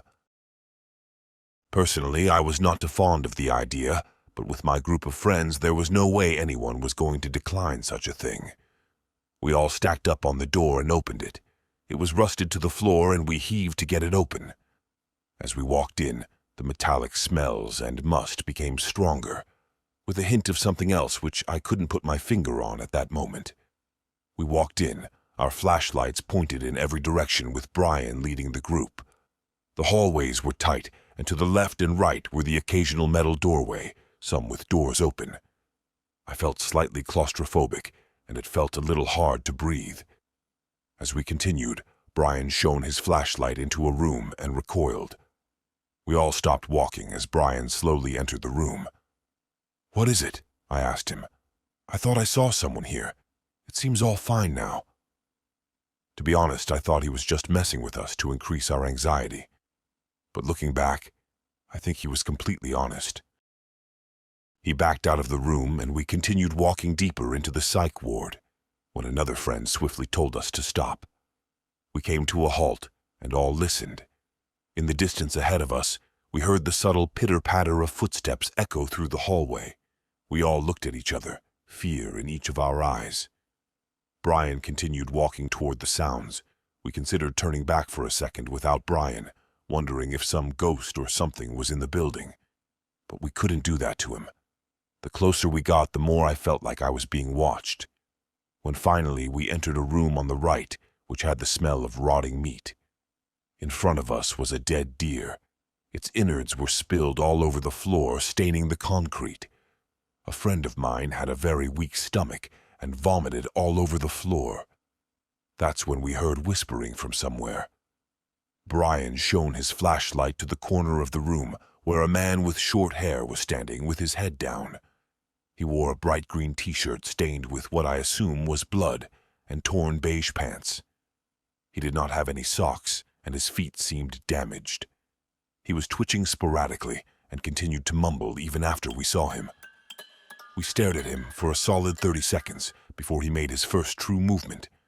He looked up at us with a haunting grin that sent shivers down our spine. "You guys here for the feast?" He said each word with varying inflection and energy. This kicked us over the edge, and we bolted out of that room all the way back to the daycare center. The door was still open, and we decided to try and slam it shut, but the rust and pure weight of the door almost kept it open. It took 3 of us pulling with all of our strength to close it, and just before we did, I could still see the silhouette of the man watching us, his white teeth being the only other human feature I could see. As we sat behind the metal door, catching our breath for a second, all looking at each for confirmation that we all saw the same thing. After a little bit of labored breathing from each of us, we heard a light tapping on the door. That's when we decided that it was time to leave. We booked it out of the vicinity completely and ran home. A year after we visited that spot, police went back to do a routine search of the area and found the man. It was stated that this guy used to go to the psych ward before it closed down. He escaped the facility he was transferred to and lived off of the wildlife around the complex. When the cops brought him in, he had a series of diseases and sickness from eating raw meat. His mental condition was much worse than before. There were future rumors that he did kill someone in the forest while searching for food, but nothing has been confirmed. In the end, guys, be careful, especially in dangerous areas such as abandoned buildings.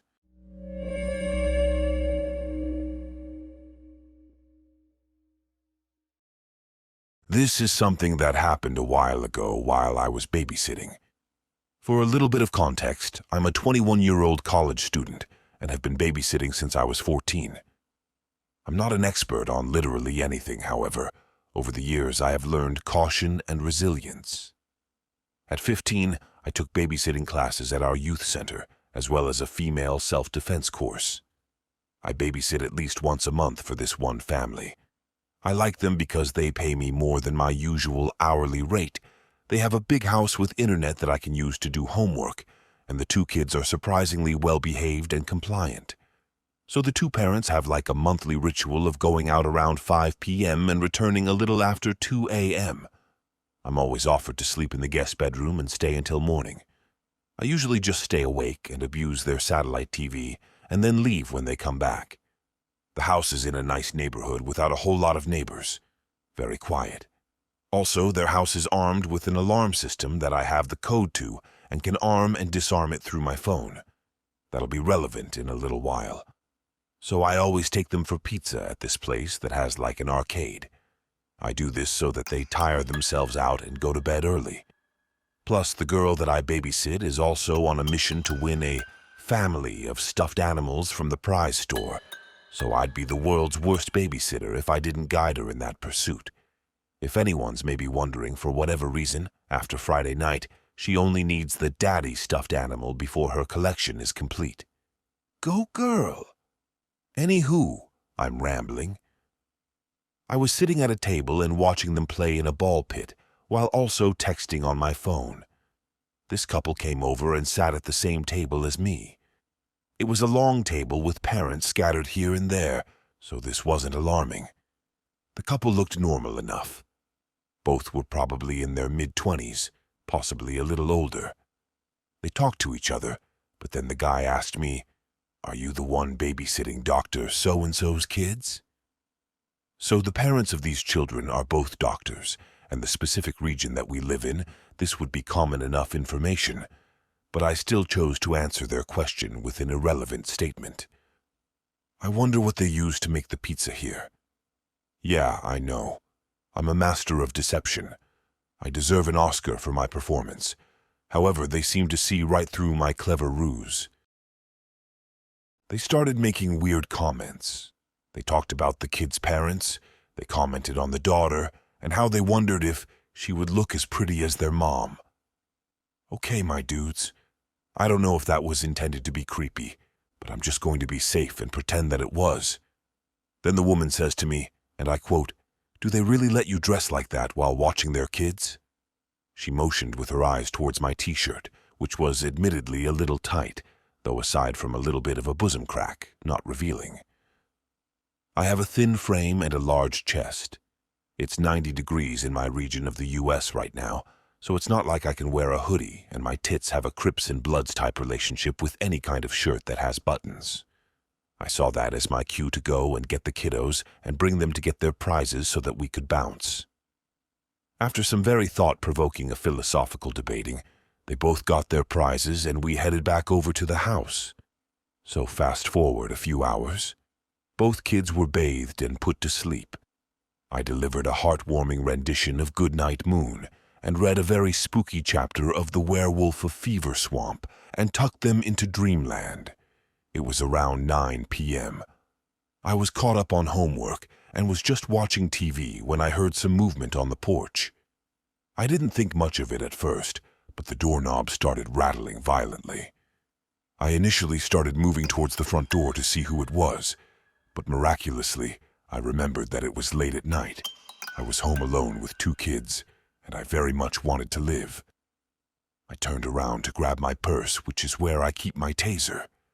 As I'm moving, the back door starts rattling as well, and was accompanied by some banging noises. That's when I remembered that I hadn't enabled the alarm system after returning. Now, if this was a horror movie scenario, of course the alarm wouldn't have worked, and the intruders would have made their way inside. I hate to disappoint if you were expecting something more exciting, but I enabled it again quite easily with no incident. I ran upstairs and grabbed the 2 kids. I put them in their parents' room in the walk-in closet. I still hate that I scared them. When I gathered them up, I gave no context as to what was going on. I didn't want to tell them that someone was trying to break into the house, but in the process the fear of not knowing seemed to be worse. I instructed them to stay in there and stay quiet, and only to open the door if they hear me talking to them. I then locked the bedroom door, which is the only door on the upstairs floor that locks. I sat there with my taser out and hit the panic button on the phone app. Several minutes went by, then I got the notification through the app that the alarm system was disabled. I planned on calling 911, even though the panic button already took care of that, but I found it more beneficial to arm it back. Then it disarmed again, so I armed it again.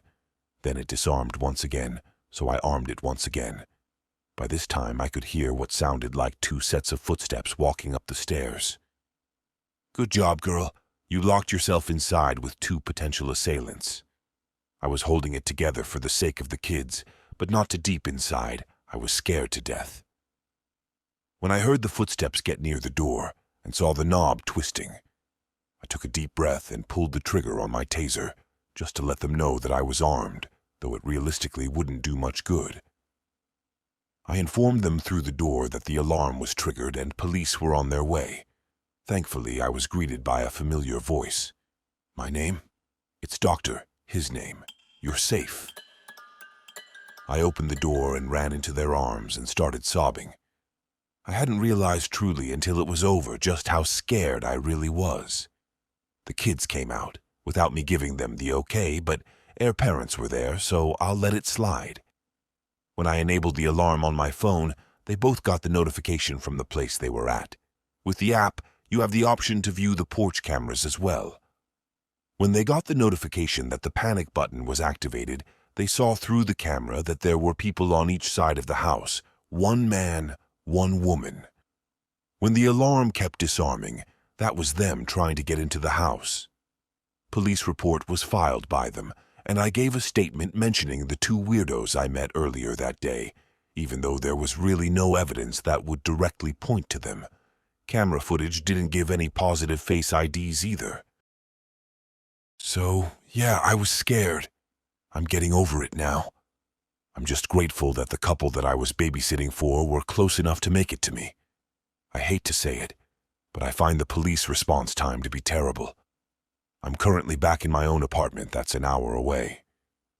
I checked in once to see how the kids were doing, and they're holding up fine. I'm just glad they had proper protection in their home and that this didn't end up to be any worse.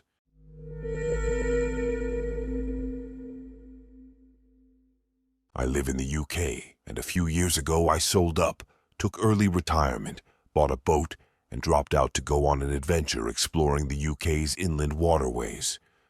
I don't have a mooring through choice. The whole reason I bought a boat was to get out and explore. And doing this has taken me to some really interesting places I wouldn't have thought of visiting otherwise. I've visited some urban and really lively areas like Liverpool, but also spent time out in the sticks, away from everything, in extremely rural and peaceful spots.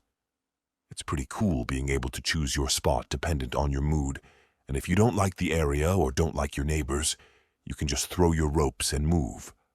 In the UK, your waterways license enables you to boat without having to take a formal marina berth, provided you genuinely keep moving, with most mooring spots being free for up to 14 days before you have to move.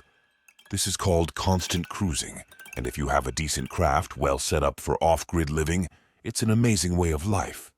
Many people choose this way if they're not tied by their jobs or on an adventure like me, but there are many living on pretty shady, unlicensed boats out on the network because they can't afford anything else, and some with some issues you'd be best to give a wide berth to.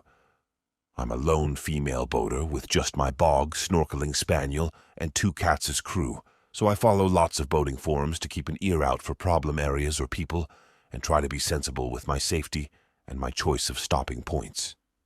It's been very rare that I've ever had any sort of issue in the years I've been doing this, but occasionally I'll find I've got little choice about where I have to stop or how long for.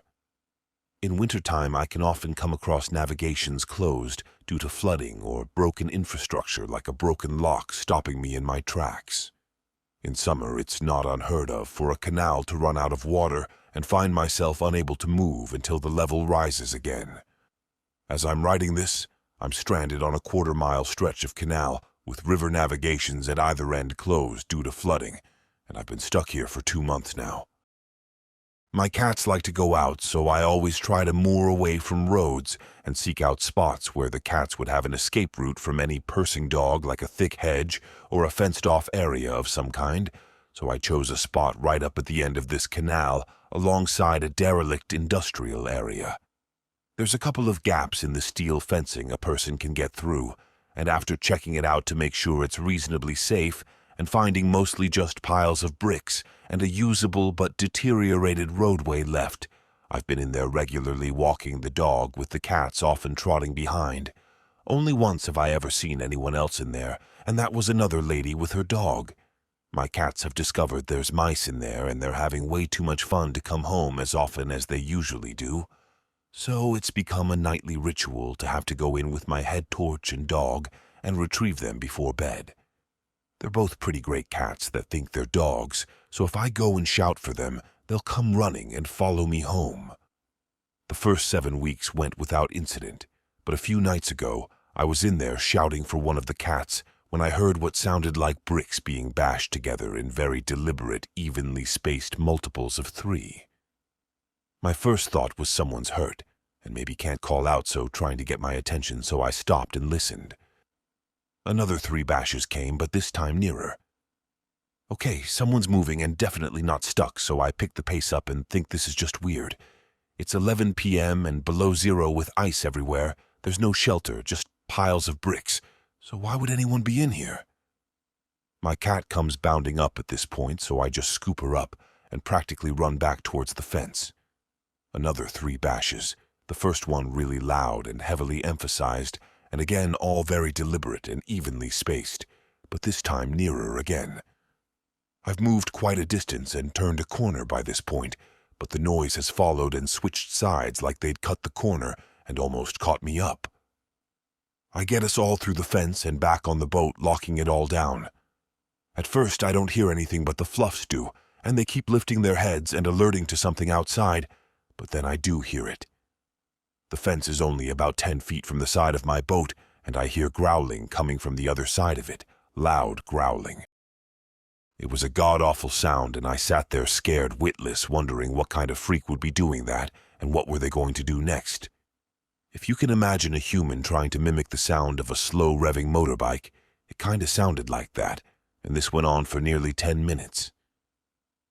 I turned all my lights off in case they could see in and sat awake for hours, too scared to sleep and constantly watching my crew for any indication they could hear anything, but there was nothing further, and I eventually fell asleep. 2 days later, I was walking down the towpath and walked past a small, rough-looking cruiser moored about 200 yards away from me. As I passed, I heard a man's voice mimicking me, calling my cat's name just like I had been that night. I looked over and saw a really scruffy and dirty-looking man, I'd say in his 30s, with dark hooded eyes and god-awful teeth, grinning at me. I'm in no doubt this was his way of telling me it had been him that night, and he looked like he was now trying to freak me out more, so I stopped a second and gave him my best defiant, "I'm not scared of you, and you'd better think again, because I'm a secret badness stare." I even managed a sly psycho grin of my own right back at him before walking off. I don't know why I reacted like that. Generally, challenging someone who might be unbalanced is a dangerous thing to do, and wouldn't be my usual approach. Apart from the fact he looked mentally ill at best, possessed at worst, anyone who roams around at night growling has some real scary issues, but just there in the moment, I just instinctively felt the need to stare him down and not show fear. And boy, do I hope my instincts were right, because I'm still stuck here, and despite my bravado, I'm in no way a badass. Thankfully, haven't seen him since, in fact, in the 2 months I've been here. That's the only time I've clapped eyes on him at all, despite walking past the boat every other day.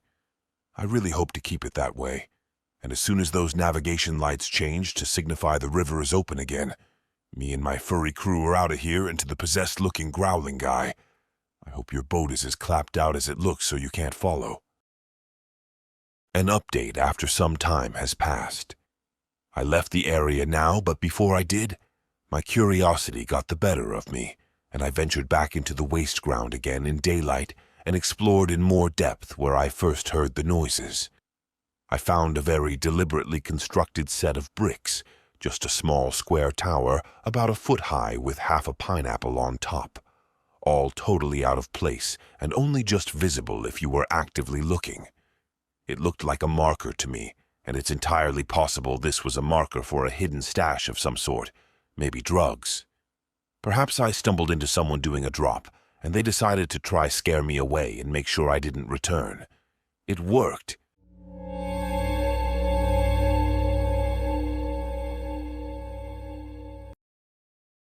I've been holding on to this story for years now and would like to finally get it off my chest. So my sibling and I lived close to an elementary school where we would often go to walk our dog in the playing field and crop of woods, or we would let our dog roam around while we played on the playground or made pretend in the woods. I think I was around 14 when this happened, about 10 years ago. This schoolyard had a playing field, a playground near the building, and a playground farther away from the building in a crop of trees. We were swinging on the swing set at this more distant playground, but from this play area, you can clearly see residential streets and the parking lot of the school, which kind of all wrap around the crop of forest. As we are swinging, I see an SUV drive up one of the roads and pull into the parking lot. It's a weekend, so there is no other cars around and not very many people, maybe the odd passerby also walking their dog through the school grounds. The SUV is about 130 feet from where we are, and I wear glasses, so I can't see very well what the people look like as they exit the car, but I can see some distinct clothing pieces. There are 3 people. 2 look older and are dressed as if they are older middle-aged, like in their 50s. I remember one of these people was wearing a wide-brimmed women's sun hat. The third person looks like an older teen or young adult in his 20s and is wearing a green and white striped jersey and cleats.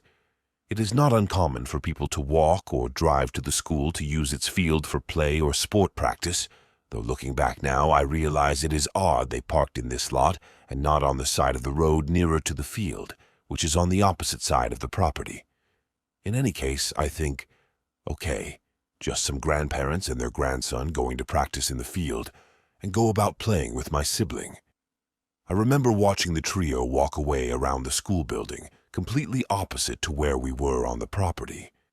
We have our dog with us, and after a time we decide to stop swinging and take the dog on a walk through the trails in the forest brush. Maybe 15 or 20 miles have passed since the car pulled up. The brush we are walking in is basically in the very corner of the school property. There is a metal chain-link fence in front of us, and beyond it is the sidewalk and residential road. To our right is another fence which separates people's backyards from the school grounds. These homes all have tall trees growing along the school fence for added privacy, so it's almost impossible for anyone to see into the schoolyard. My sibling and I were just at that age where playing pretend didn't really feel genuine and spur of the moment, like we were about to grow out of it.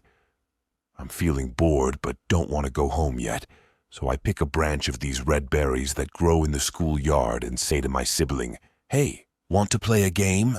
which was our code for "let's play pretend," and I bend down to offer the berries to my dog as a starting point for the game.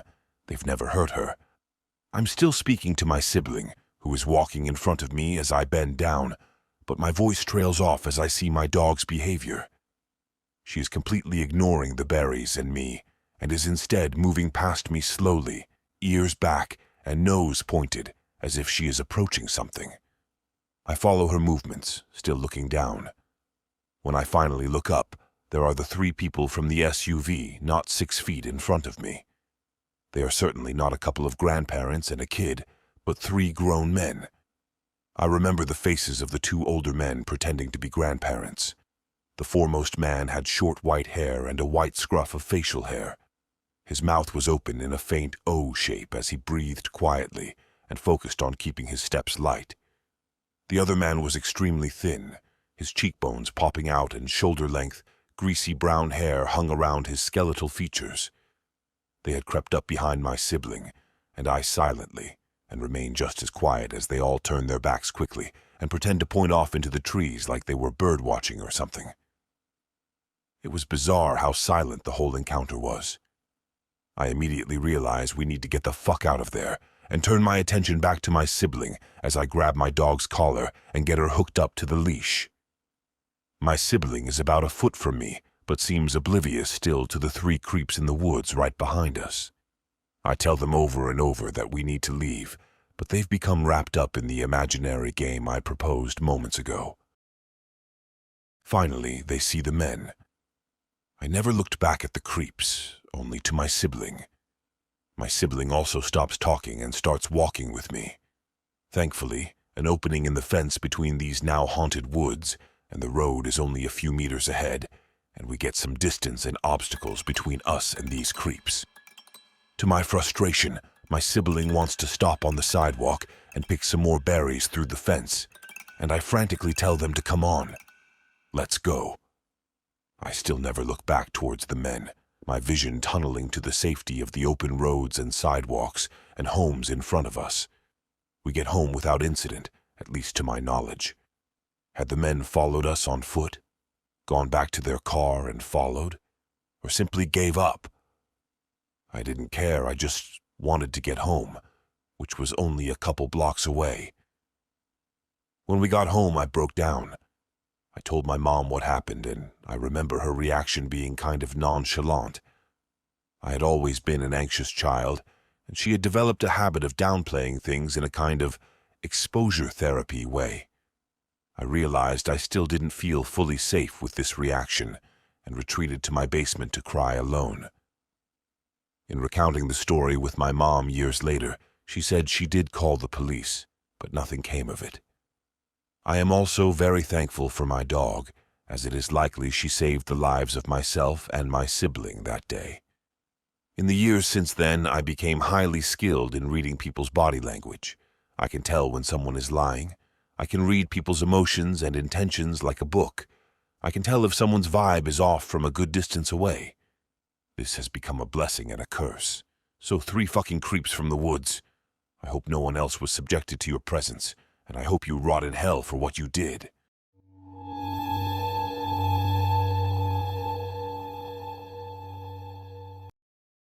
This story takes place in Washington County, Oregon, about 15 minutes outside of Portland. This story is about the scariest encounter with another person I've ever had. The events took place between February 2014 and July 2014. For the sake of privacy, the names of towns and people will be replaced with fake names. Near my house, there is a long stretch of road in an area called Croady. This road is called Marsh Road. The area is notorious for people going out there and stealing the road sign.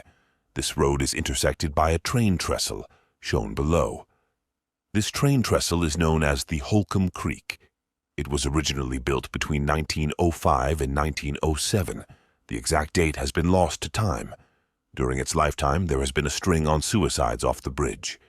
I believe the most recent one was in the 1970 AS. Because of this, the area is supposedly haunted with the ghosts of all those that have died there.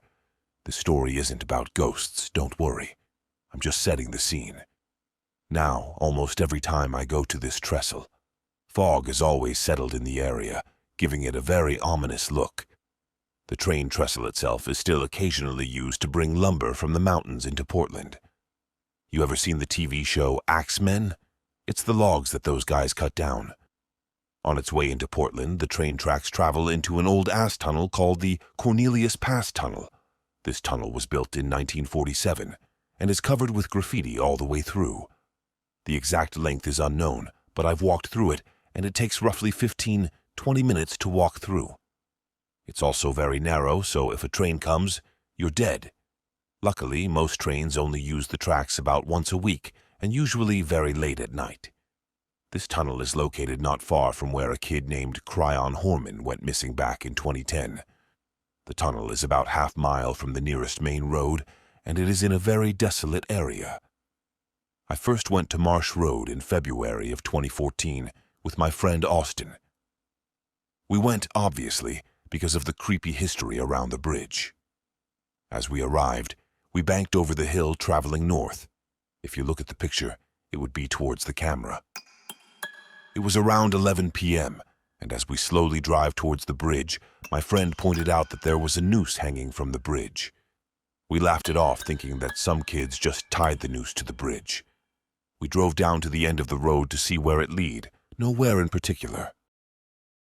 We turned back and drove back towards the bridge. We had been gone for about 15 minutes. My friend Austin told me to stop. I stopped the car, and that's when we noticed the noose was gone.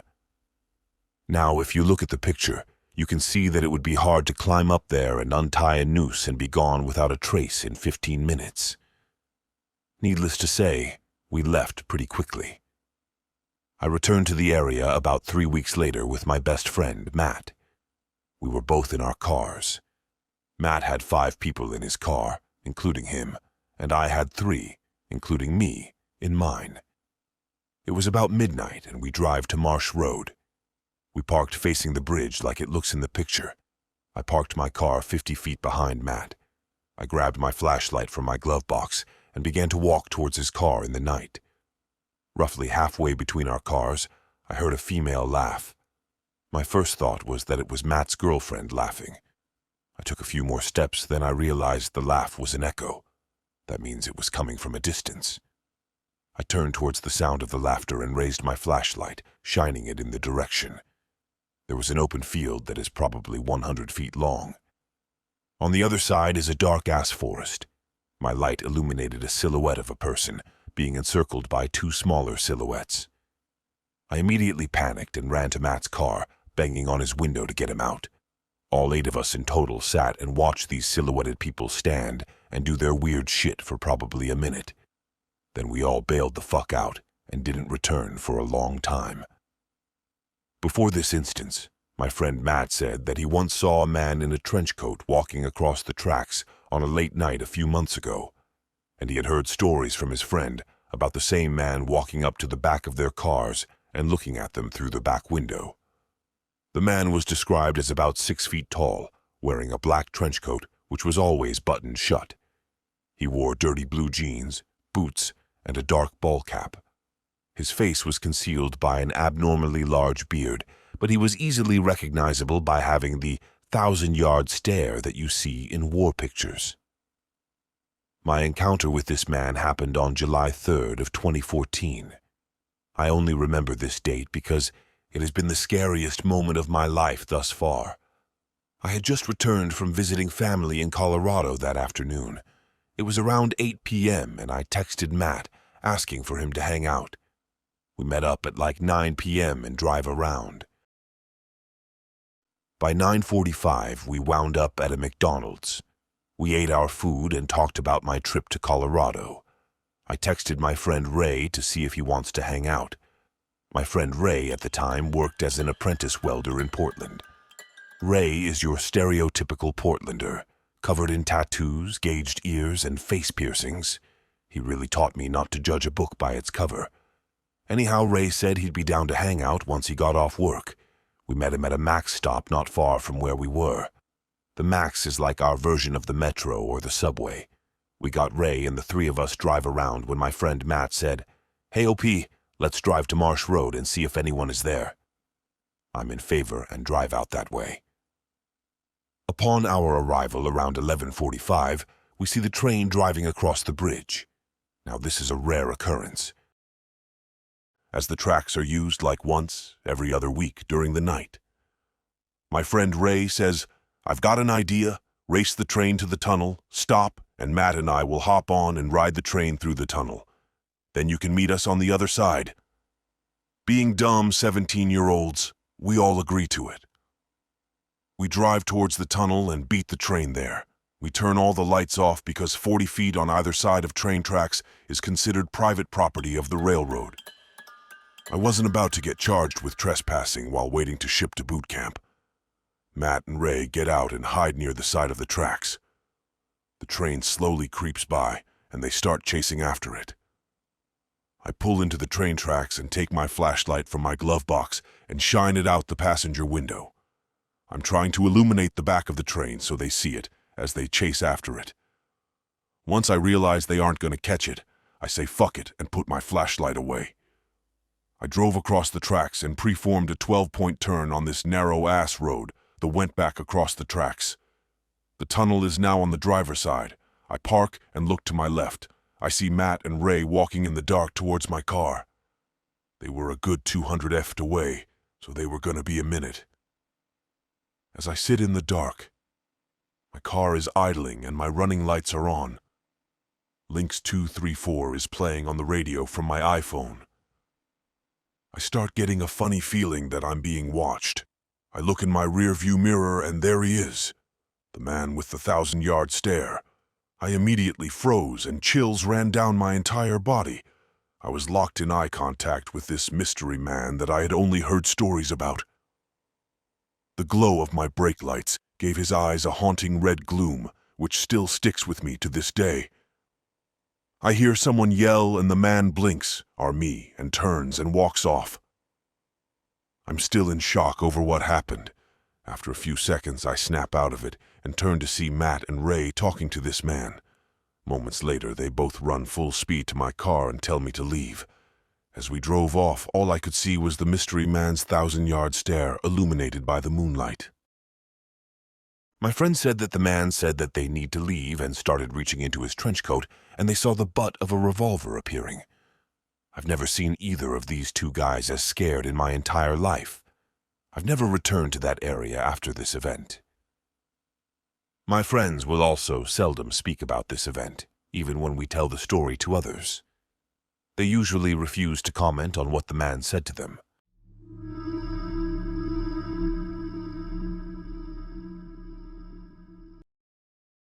I've lived in the beautiful city of Los Angeles for about 8 years now. My family in the Midwest always asks me, "Isn't there so much crime there? I don't know how you deal with it." But other than getting my car battery stolen a few times and the terrifying incident I'm about to share with y'all, I haven't really encountered much. This occurred in an apartment complex in Hollywood I was living in with 3 roommates about a year before the pandemic hit. For those who haven't been to Hollywood, let me set the scene. Most of it is the complete opposite of the glamorous, celebrity-filled mecca that were shown in the movies and pop culture. Maybe it really was glamorous at one point, and those remnants can be felt in some places. But now, it seems to be a magnet for the sketchiest people you can imagine. It's extremely dirty and sometimes feels unsafe to walk the streets by yourself during the day, let alone at night. I'm a woman for context. You truly never know who you will run into, and I don't mean that in a good way. Now for the apartment complex itself. As mentioned, this is a sketchy area. But for whatever reason, my complex didn't have any security on site, ever. I've lived in far less sketchy apartments in LA that had security patrolling the building at all times, so not having any just seemed a bit insane. To make things worse, the complex would rent out certain apartment units to Airbnb guests, meaning that randos were entering and leaving the building 24/7. Both of these elements contributed to what happened on the night in question, which also happened to be the day I moved in. So on this day, I was almost done moving all of my stuff in. It was around 9 p.m. that night, and all that was left to carry inside from my car was a suitcase full of clothes and a stack of records. I walked into the lobby of the complex carrying this stuff and waited for one of the 2 elevators to come. As I was waiting, a group of 4 people entered the lobby who were clearly here for Airbnb, judging by their luggage and wide-eyed sense of wonderment. As this group came in the lobby doors, which were entirely made out of see-through glass, I noticed a man lingering directly behind them. My first glance at this man filled me with a feeling of dread. You could just tell that this was someone off the street who did not need to be entering this building.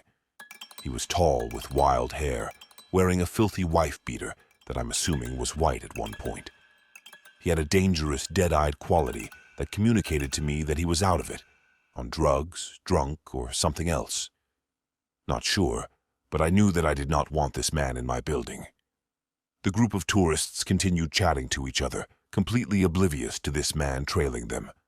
To my dismay, they allowed him to stagger into the lobby, right behind them. Now myself, the tourists, and the man are all standing at the front of the elevators, the tourists still seemingly oblivious to how unhinged and potentially dangerous this man seemed. As both of the elevator doors opened at the same time, I scurried into one and the tourists shuffled into the other.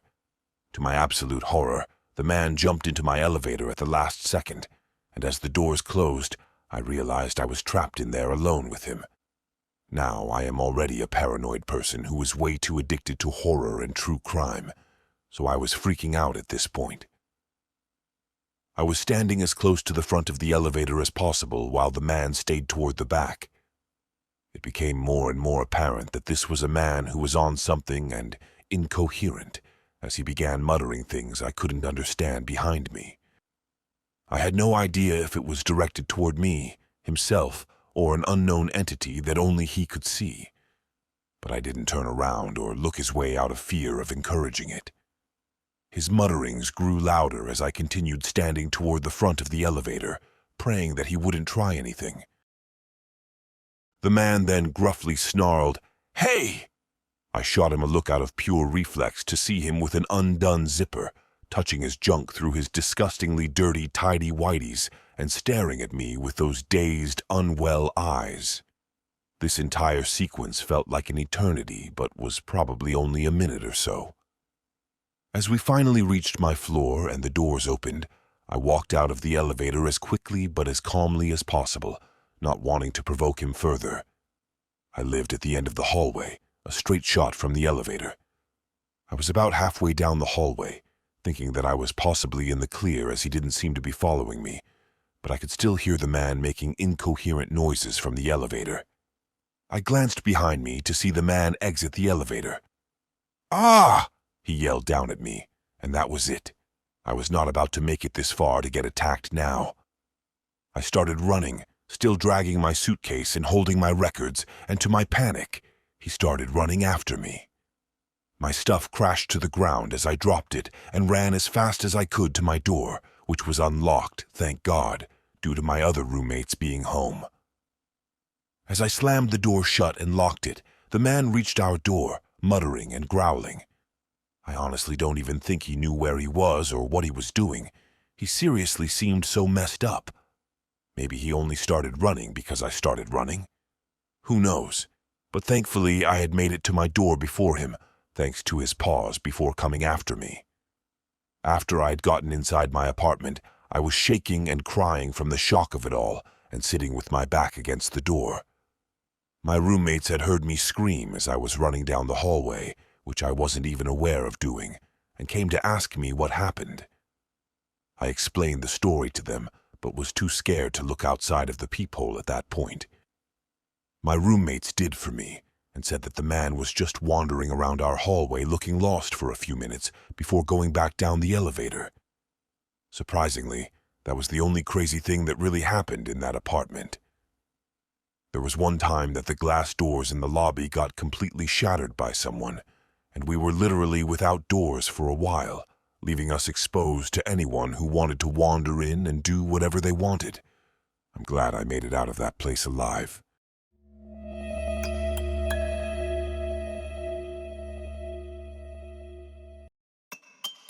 I grew up in the 1990s, born in the late 80s.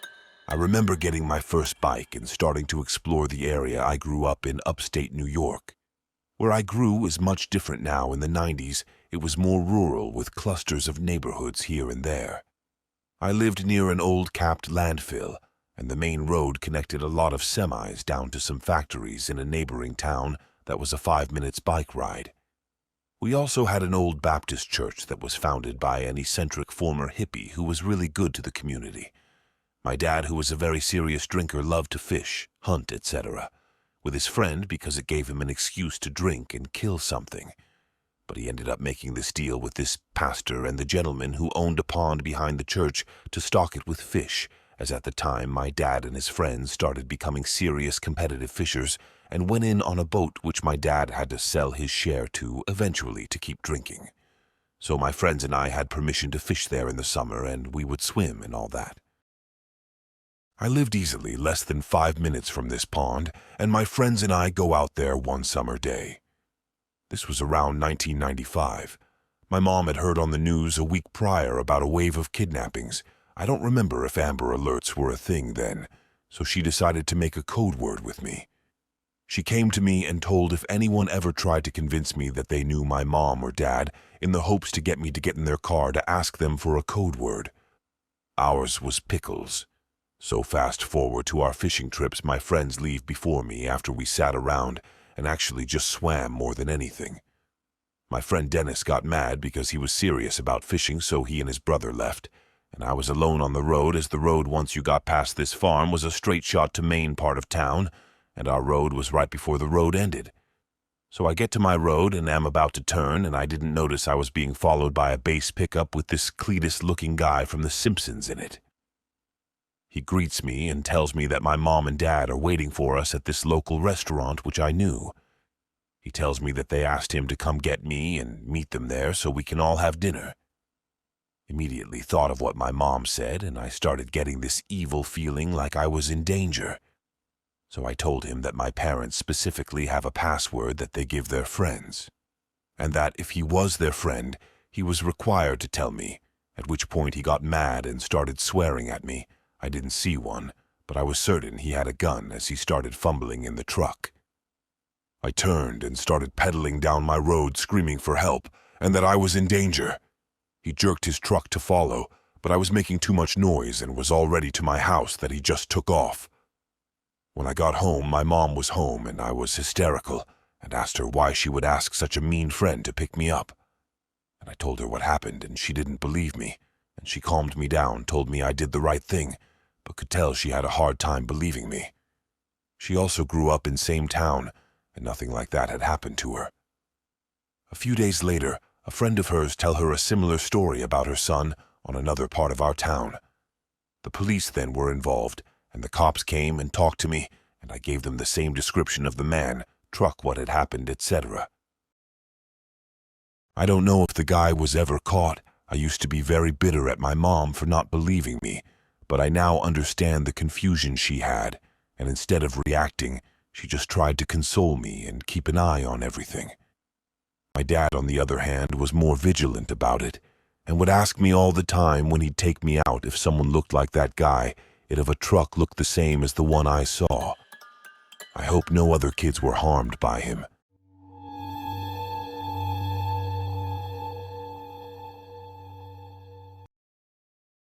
I have to premise that English is not my first language, so apologies for any mistakes in this text going forward. In my country, the government decided to push free professional classes to anyone who's either benefiting from welfare or just unemployed. I, 30F, decided to enroll in one of those classes before moving to another state next year, just to have something more on my CV and to have an excuse to touch grass since I'm unemployed. And I specifically picked a social media marketing and management formation that started 3 months ago. Everything was great about it, and it seemed to me all my classmates and professors were great people. I even started to make some friends. I must point out that no one in my class is underage, the youngest being 21 and the oldest 56. After a couple weeks of classes, they introduced us to the main curriculum of the whole course, that will involve a month-long group project among students. The project consists in inventing a brand from the ground up and market it on social media as if it's a real thing about to launch on the market. I was super excited about this and couldn't wait to face this challenge. They picked the groups at random, and the RNG gods chose for me to be paired with a 56-year-old woman, we'll call her M, that barely spoke to anyone up until that point. Thinking she was nothing but a nice lady, I tried to accommodate her for any preferences she'd have on the project, such as choosing what the topic would be about. She immediately starts telling me half of her life story, just out of nowhere, and focused particularly about a skin issue she had that she claimed doctors only made worse, and how she cured herself with herbs and essential oils. In hindsight, this was already the first red flag. Her rambling just left me scratching my head, and just to break the awkward silence, I said we could pick that as a brand idea. Natural remedies, food supplements, and cosmetics brand that's not some MLM or a cult, and she immediately agreed and smiled like a little girl, which back then made me kinda happy. After then, she picked the name, idea for logo and motto without asking me for an opinion, saying it felt important to her, put a pin in this for later, and that since I had no experience with this niche, I should learn from her. She insisted so much I had to comply, and that's when hell started for me. She would call and message me on WhatsApp constantly, insisting to see me work in real time on the designs, logos, mock-ups, etc. Because she needed to supervise my actions, her excuse being, I'm a little girl that hasn't known the world yet. She never liked any of my works and forced me to redo things over and over again. I'm on the spectrum and have a very hard time setting boundaries with people or dealing with the idea of displeasing someone. So I kept pushing myself to stay strong and keep going because I couldn't deal with how this woman would have reacted to anything she might have seen as insubordination, on top of the fact I didn't want to fail the course. And from the beginning, all our profs insisted the group project was vital to the final score. It's in one of those calls that she starts telling me some of the most unhinged shit I've ever heard in my life. After seeing me drink a sip of an energy drink, she screamed at me to toss that garbage away, and then explains to me the reason why. In her opinion, energy drinks, sodas, and junk food are infested with nanomachines that infect the human body and rewrites their DNA. She then explains that that's because the great powers are not aliens like most think, but androids and AI hive minds, ready to enslave humanity through biomechanical control. She also keeps going on how about AIs exist since before Christ, came from an ancient civilization before the Great Reset, and that all great men in history were actually androids or giants. She did go on a great tangent about Nephilims and such. She also threw in the fact she's sure dinosaurs are nothing but a fairy tale and could have never existed. The first incident, the biggest one, happened last month on one weekend evening where instead of slaving away for her, I went out with my mom to visit some friends and be back home the next morning. I forgot my phone home and realized too late, but since Em and I hadn't agreed to work that night, I thought nothing of it. Oh man, was I naive. My phone was blown up with messages and phone call, all from Em except a couple messages from another classmate of mine that told me she had called him obsessively with demands of him showing up at my front door to make sure I was okay. Later that week, I get called into the school administration because Em apparently had called them too and told them that I had gone missing for 4 days. 3 or 4 days. I tried in vain to keep it together and just bursted into tears in front of the secretaries, telling and showing them all this woman was putting me through, explaining my boundaries-setting issues, and they decided to immediately inform the profs and find a solution that would have allowed me to not have any more contacts with her. But before they could take any actions, me and Em are informed one more student was going to join our group. We'll call him T. Nothing much to say about him. He's super nice, and did help out that following week by not complying to Em's demands and unreasonable standards, insisting I take time off to do my own things too. For some reason, she never bitched about decisions made by T. In my last call with Em and T, Em goes on another unhinged rant. This one will be relevant later, and it's what makes this story fucked up on multiple levels.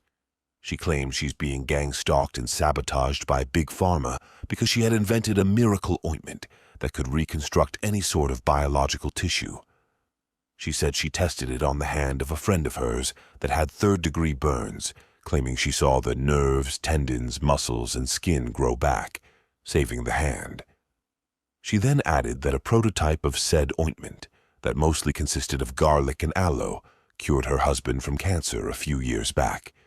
She also added like how after an accident over a decade ago, the doctors decided to sabotage her uterus during an emergency surgery to prevent her from having children. More of the Big Pharma sabotages involved several lawsuits she was involved in.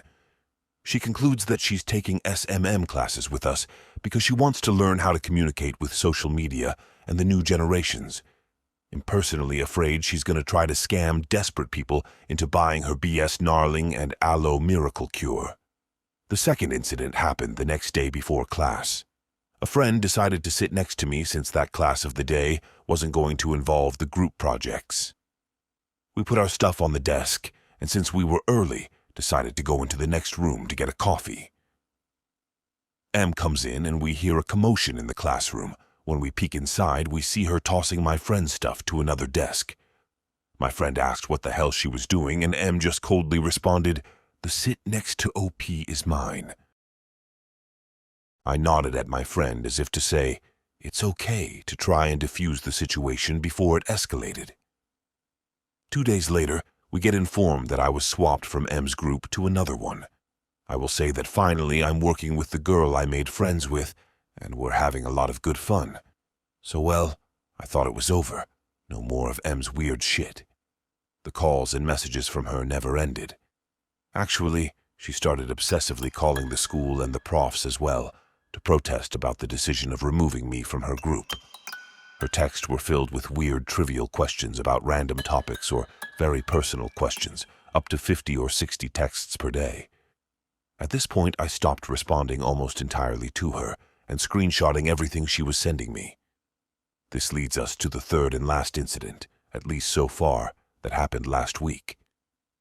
I can't go too much into detail because it involves geopolitical beliefs, and I don't want a war in the comments.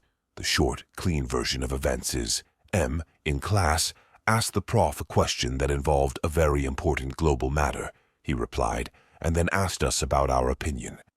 2 people spoke before I did, giving examples of people or brands getting cancelled for sharing political stances unwisely, and how a problematic or controversial history or presence on social media might impact negatively one's chances of employment. It was only once back home I realized M had sent me several rage-filled texts, claiming I was incredibly rude to have answered to her instead of letting the prof answer, and that she was expecting my apologies.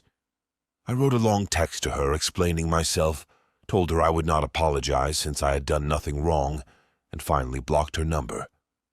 She thankfully hasn't been able to find me on social media yet, because I don't use my real name online. Since then, she's been missing all classes, which is nice because I really didn't want her to try and confront me in person. But it's what I've learned today from one of my classmates during break that left me horrified and pushed me to write this post. One of my classmates, we'll call her Y, told me M and her had been exchanging texts from time to time, mostly because Y took pity on M, thinking, like I did at first, she was just some weird, old, and lonely lady. In one batch of texts, she goes into detail about her husband that had passed away from cancer a few years back. Some of the texts read, "We fought tooth and nail. We didn't bend over to men nor God, but they took him away from me anyway. I was so close to keep him with me. At least I know he trusted and followed me until the end." These are verbatim, because after putting 2 and 2 together, me and Y, we figured she's either delusional and lying about everything, or she tried to cure her husband from cancer with her ointment instead of traditional medicine, effectively killing him. Also, we found out she's already selling her services inside of an SPA belonging to a relative of hers, using the name she picked for our project. She's also been using my work for her personal social media pages involving her services, which explains why she was so obsessive about supervising my work. She was basically getting free commissions out of me. Today was my last day of class before the Christmas holidays, and after that, it's just going to be 3 more months until classes are over. I don't know where this story will lead me to further, but honestly, I hope she never shows up to class ever again.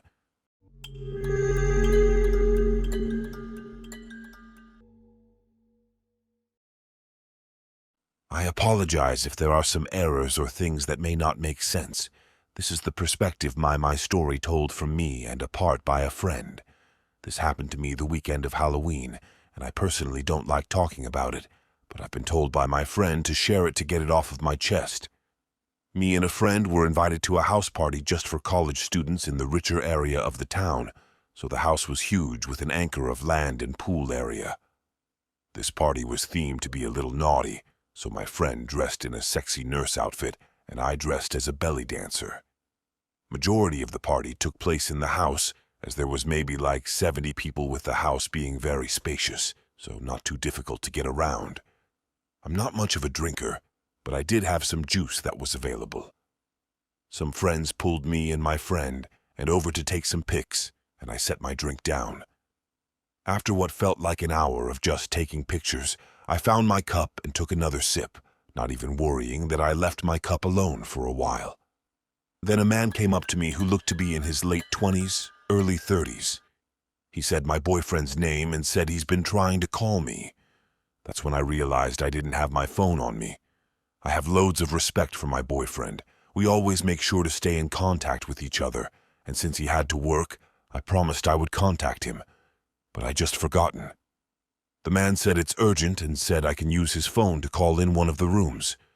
So not thinking at all, I followed the man. If my boyfriend really wanted to call me, then I knew it would be something terrible. As we entered the room, I felt as if I just ran a mile and felt winded.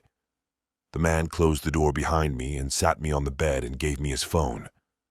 I started to feel more weak, like I just got a migraine and just couldn't call. Then I was helped to lay down, and within seconds, I was out cold. I woke up later, not sure where I was or what even happened. I found my friend rubbing a napkin on my tummy while yelling. It took me a bit to come back to reality, and I realized I was in a bedroom with my friend cleaning some stuff off of me. That's when I had a panic attack and just realized that I quite possibly have been used. My friend calmed me down and told me that didn't happen.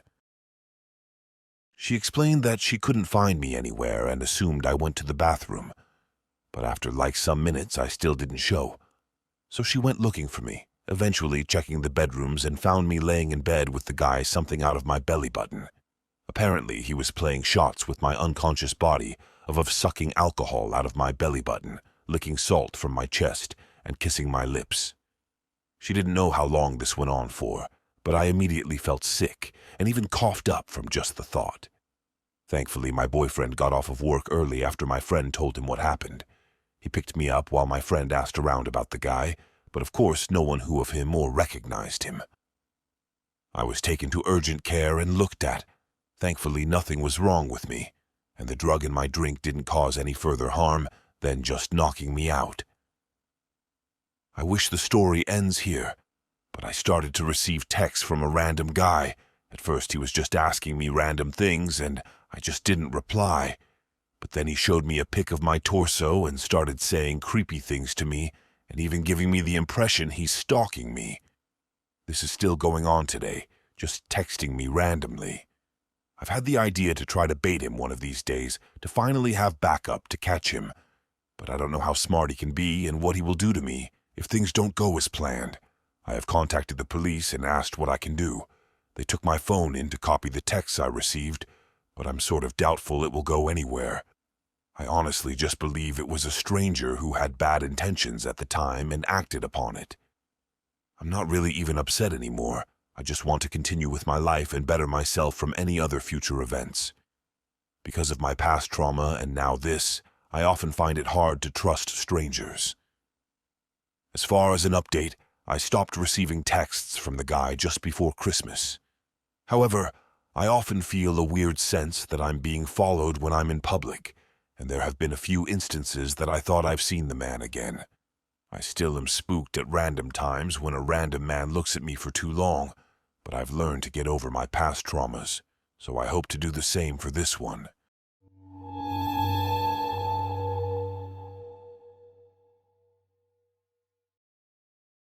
Some context. I'm a woman in my mid-20s who lives alone in a cozy flat in the attic area of an old Victorian building.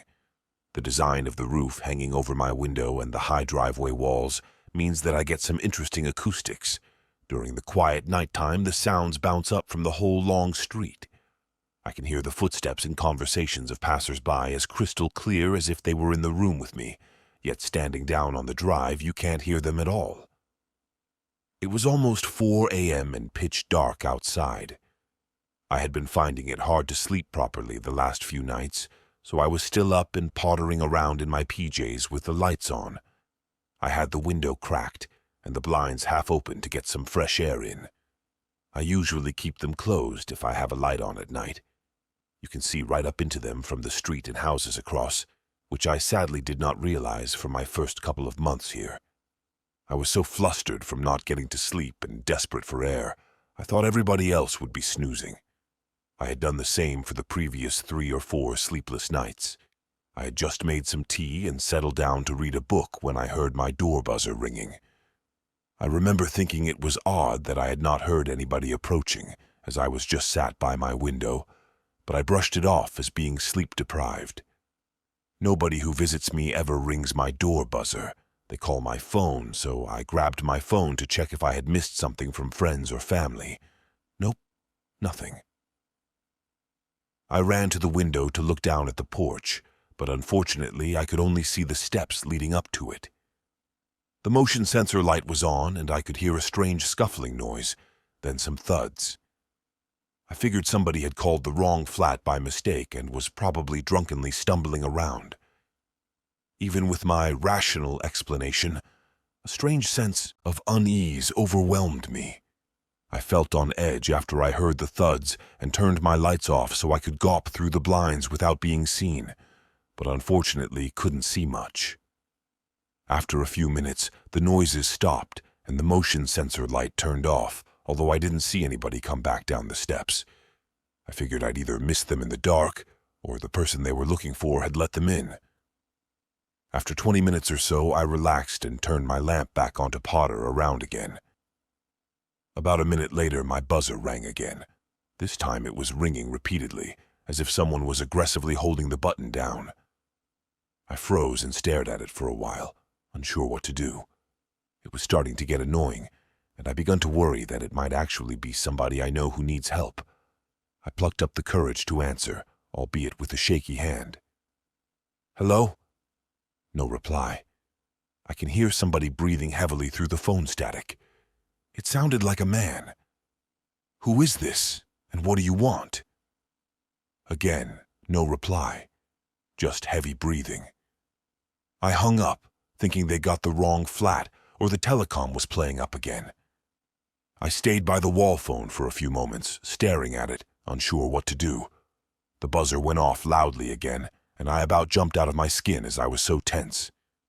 "Who is this? Why do you keep calling me?" All I can hear is static again.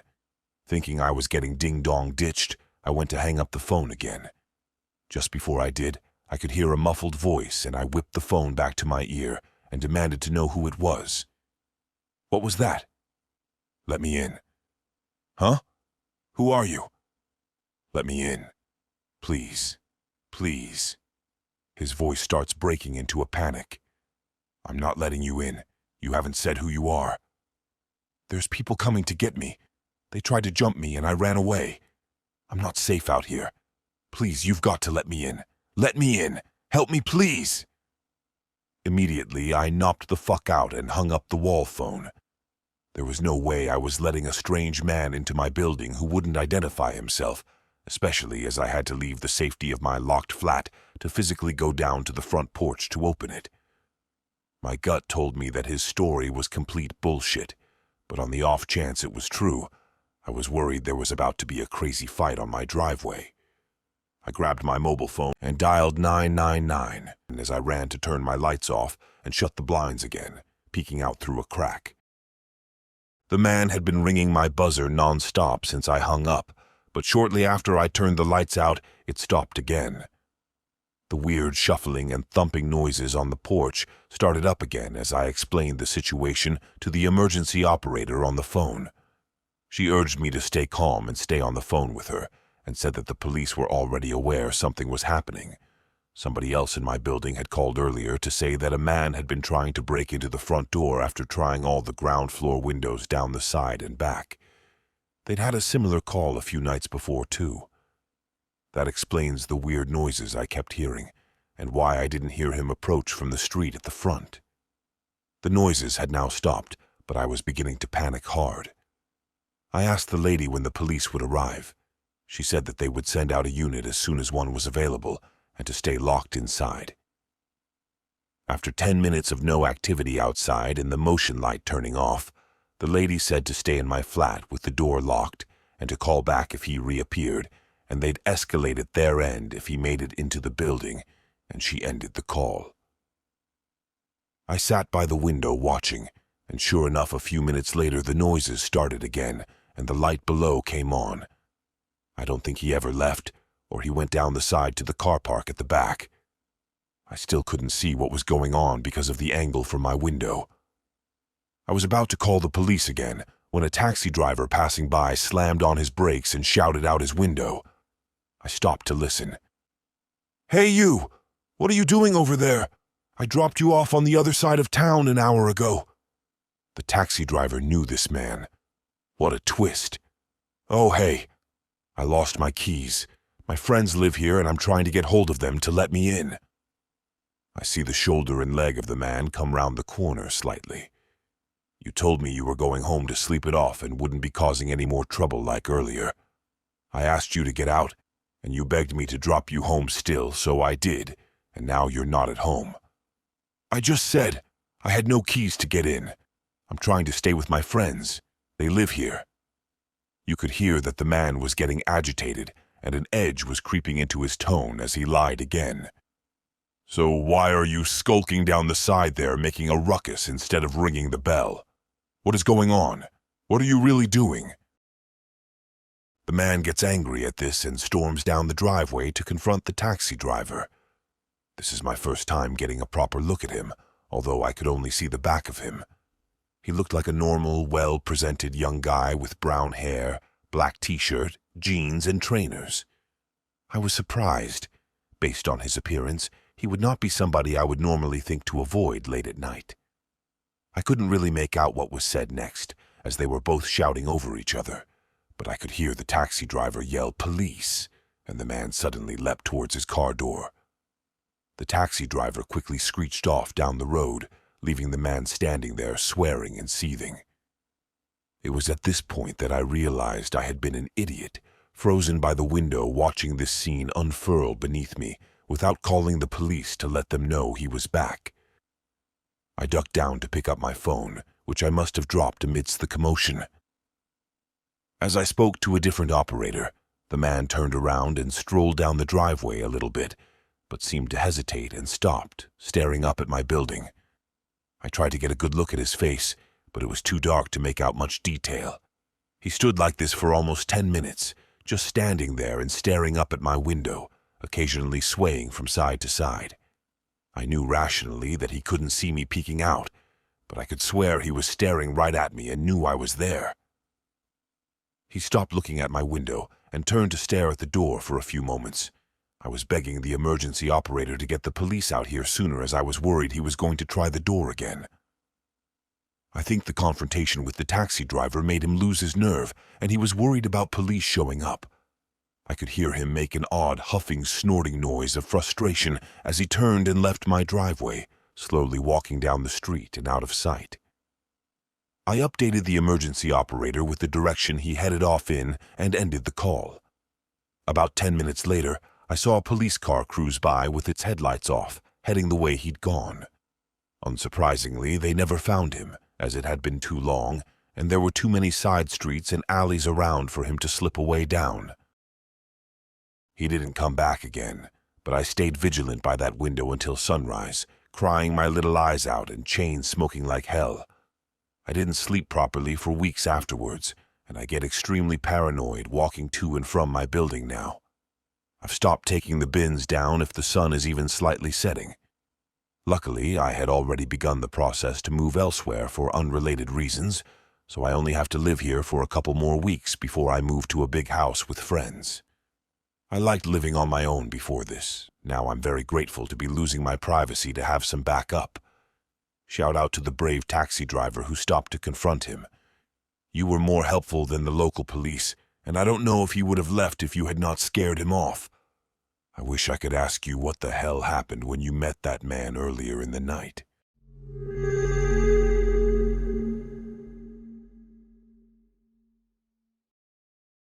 So this happened to me when I was younger and I was home alone with my little sister, who was younger than me at the time. I was used to being home alone, as my mother usually worked at evening shifts at her job. So I was just upstairs in my room, in my computer, just doing random stuff, like talking with my friends, while my little sister was downstairs watching her cartoons. Suddenly, my sister came upstairs and walked over to me. She pulled at my sleeve, trying to pull me downstairs. I wasn't that confused, as she usually wanted me to play with her downstairs, but I still decided to ask her what she wanted. "What is it, sis?" She smiled up at me, and the next words she said will forever be stuck in my mind. "There's a man downstairs, and he wants to come inside." I felt my heart stop, and I quickly told her to stay in my room. She looked confused, but nonetheless she nodded and went to sit on my bed. I used that chance to go downstairs, and right there, looking at me through the window, was some creepy man waving at me. "Hey, let me in. I came to check on your electricity." My mother always told me to never let strangers into our house when somebody was away, and I wasn't about to go against her wishes, especially when there was this creepy guy. He was wearing something that men like that would wear, but when I looked outside, I saw that he had a van, a simple black van, and not what they should be driving with. I glared at the man and took out my phone, just in case. "I won't let you in. Go away or I will call the police." I was sure that he would leave at that point, but he didn't. He just stood there and smiled at me. That smile seemed so wrong. "Just let me in. I want to help, beautiful." Which worker calls a little child beautiful? I knew that there was something horribly wrong. I stepped away from the door. I was so glad at that moment that we had a double lock. Now I felt a bit safer. "No! Go away!" He started to become irritated, and he just started banging on my door. I was terrified of my life at that point, and not only mine, but also my sister's. Speaking of her, because of the banging, she came downstairs. I screamed at her to go back to our room and hide, and I could see the fear in her eyes. But again she listened to me and ran and went into my room. Now our neighbors are drunkards, and our other neighbor was also at work around that time. I knew that cause me and my little sister usually spent some time around there, as the lady living there was always very nice to us. Every moment the banging got louder, and then when he started screaming on what he was going to do to me and my sister, brought something back onto me. I took out my phone and called the police. I screamed at the man that I was calling the police. The man's banging seemed to slow down a bit at that point, but it still didn't stop. Once the operator picked up, I started to quickly explain my situation, while at the urge of tears. They told me that they would be there in 10 minutes. I nodded, and the man seemed to understand his situation, and I heard his footsteps fade away. I looked outside my window and saw him speed away. I breathed in relief and went over to my sister. She was crying upstairs, and when she saw me, she hugged me tightly. I wiped her tears away and hugged her back. I took her hand and brought her downstairs with me after I told her that everything was safe. The police arrived a few minutes later, and I explained everything to them and told them how the guy looked like. They asked me for my mother's number. I took my phone and dialed it.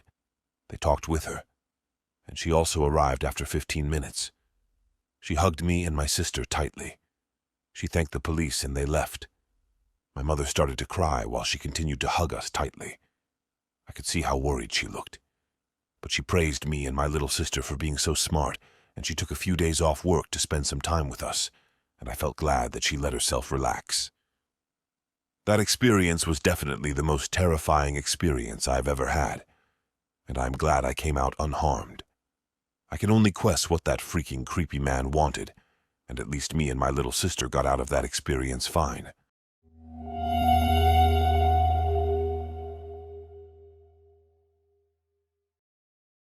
For background, I am a 19-year-old student. Although I'm Asian, I have Spanish blood, so I really don't look like the usual Asians here. So I'm in my 3rd year in college, and I just broke up with my boyfriend of 3 years and started dating again. I dated one guy from my literature class, but we didn't work out, so I was single once again. One random Saturday afternoon around August, a guy named Chris added me up on Facebook. I saw he was studying the same program in our uni, so I accepted him. He started to like my photos and statuses at first, so it wasn't creepy. It was unusual for him to like my photos from way back 2011, but I didn't give it a second thought. He was around 5'11", has a big build, and is an athlete. He was a college freshman, but we were at the same age, and he started chatting me. It started as a friendly conversation then. That's when I noticed that instead of asking my number, He sent me a copy of my number, then asked, "This is your number, right?" Weirded out, I asked him where he got my number because I never gave out my number even to my classmates since I was a lazy texter anyways, but all he replied with was a winky face. Monday came and he started texting me. I didn't reply to most of his messages and he slowly got mad at me until he flooded my inbox from 10 messages up to 300 messages and 80 missed calls. He also told me ever since classes started, he was already spying on me when we had dance rehearsals for our program and school events. He also admitted he used to follow me until I get a ride home. He probably thought that was cute, but that immediately creeped me out. He then goes on to ask me out. I refused immediately because I was still not emotionally ready to be in a relationship, and I was already creeped out by him, but I turned him down politely and told him he deserved someone better. But he was insistent and told me, "I don't care. I'm going to wait for you.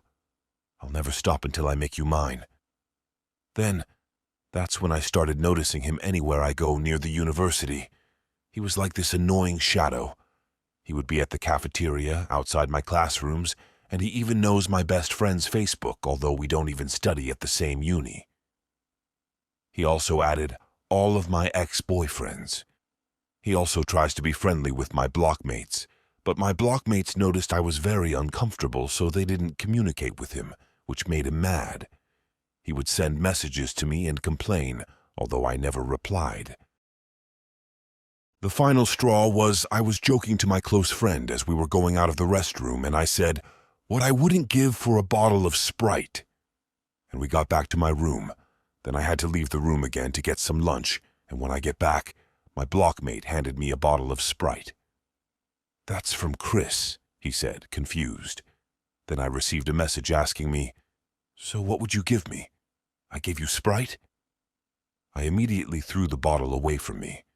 I was starting to freak out, so I tried to confront him via text, because I really don't want to talk to him in person, but he kept on calling me my girl, which really pissed me off. I told him to stop calling me his, because I don't like him.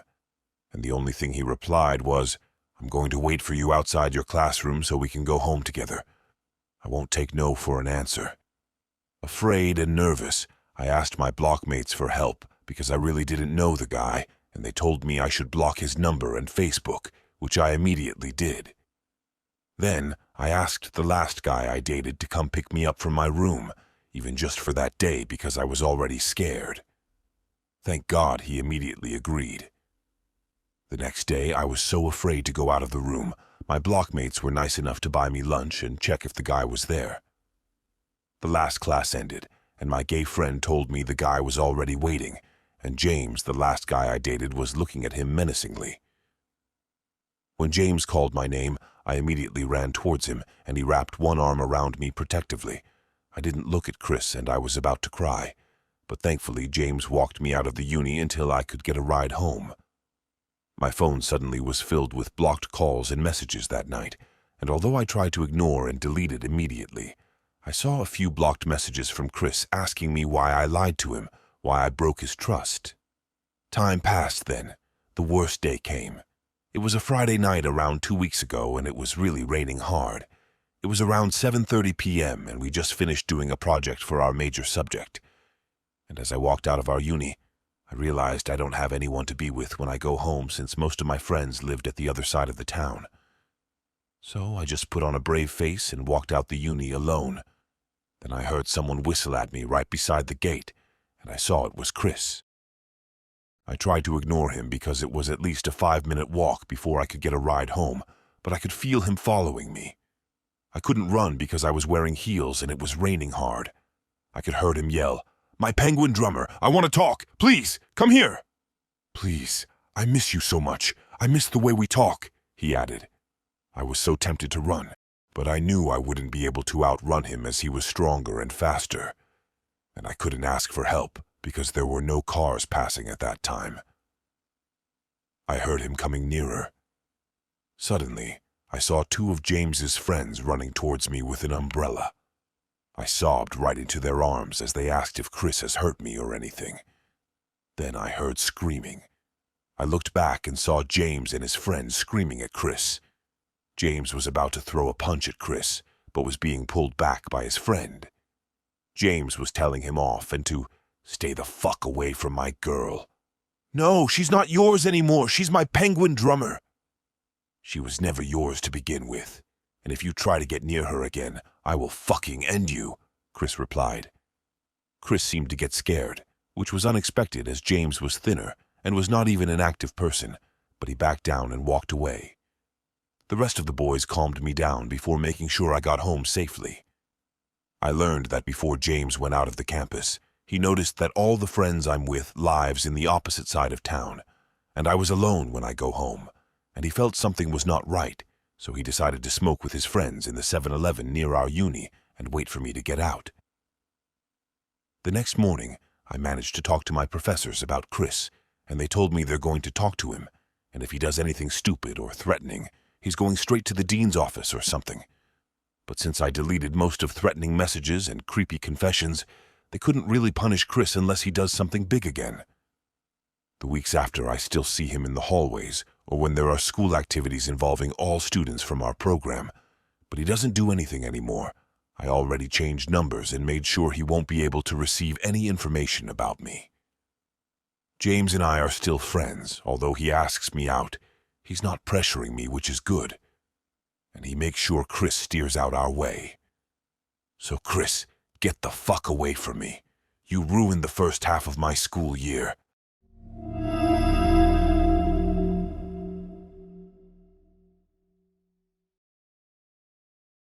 If you like this story and want to see more, please consider subscribing, liking, and sharing this video.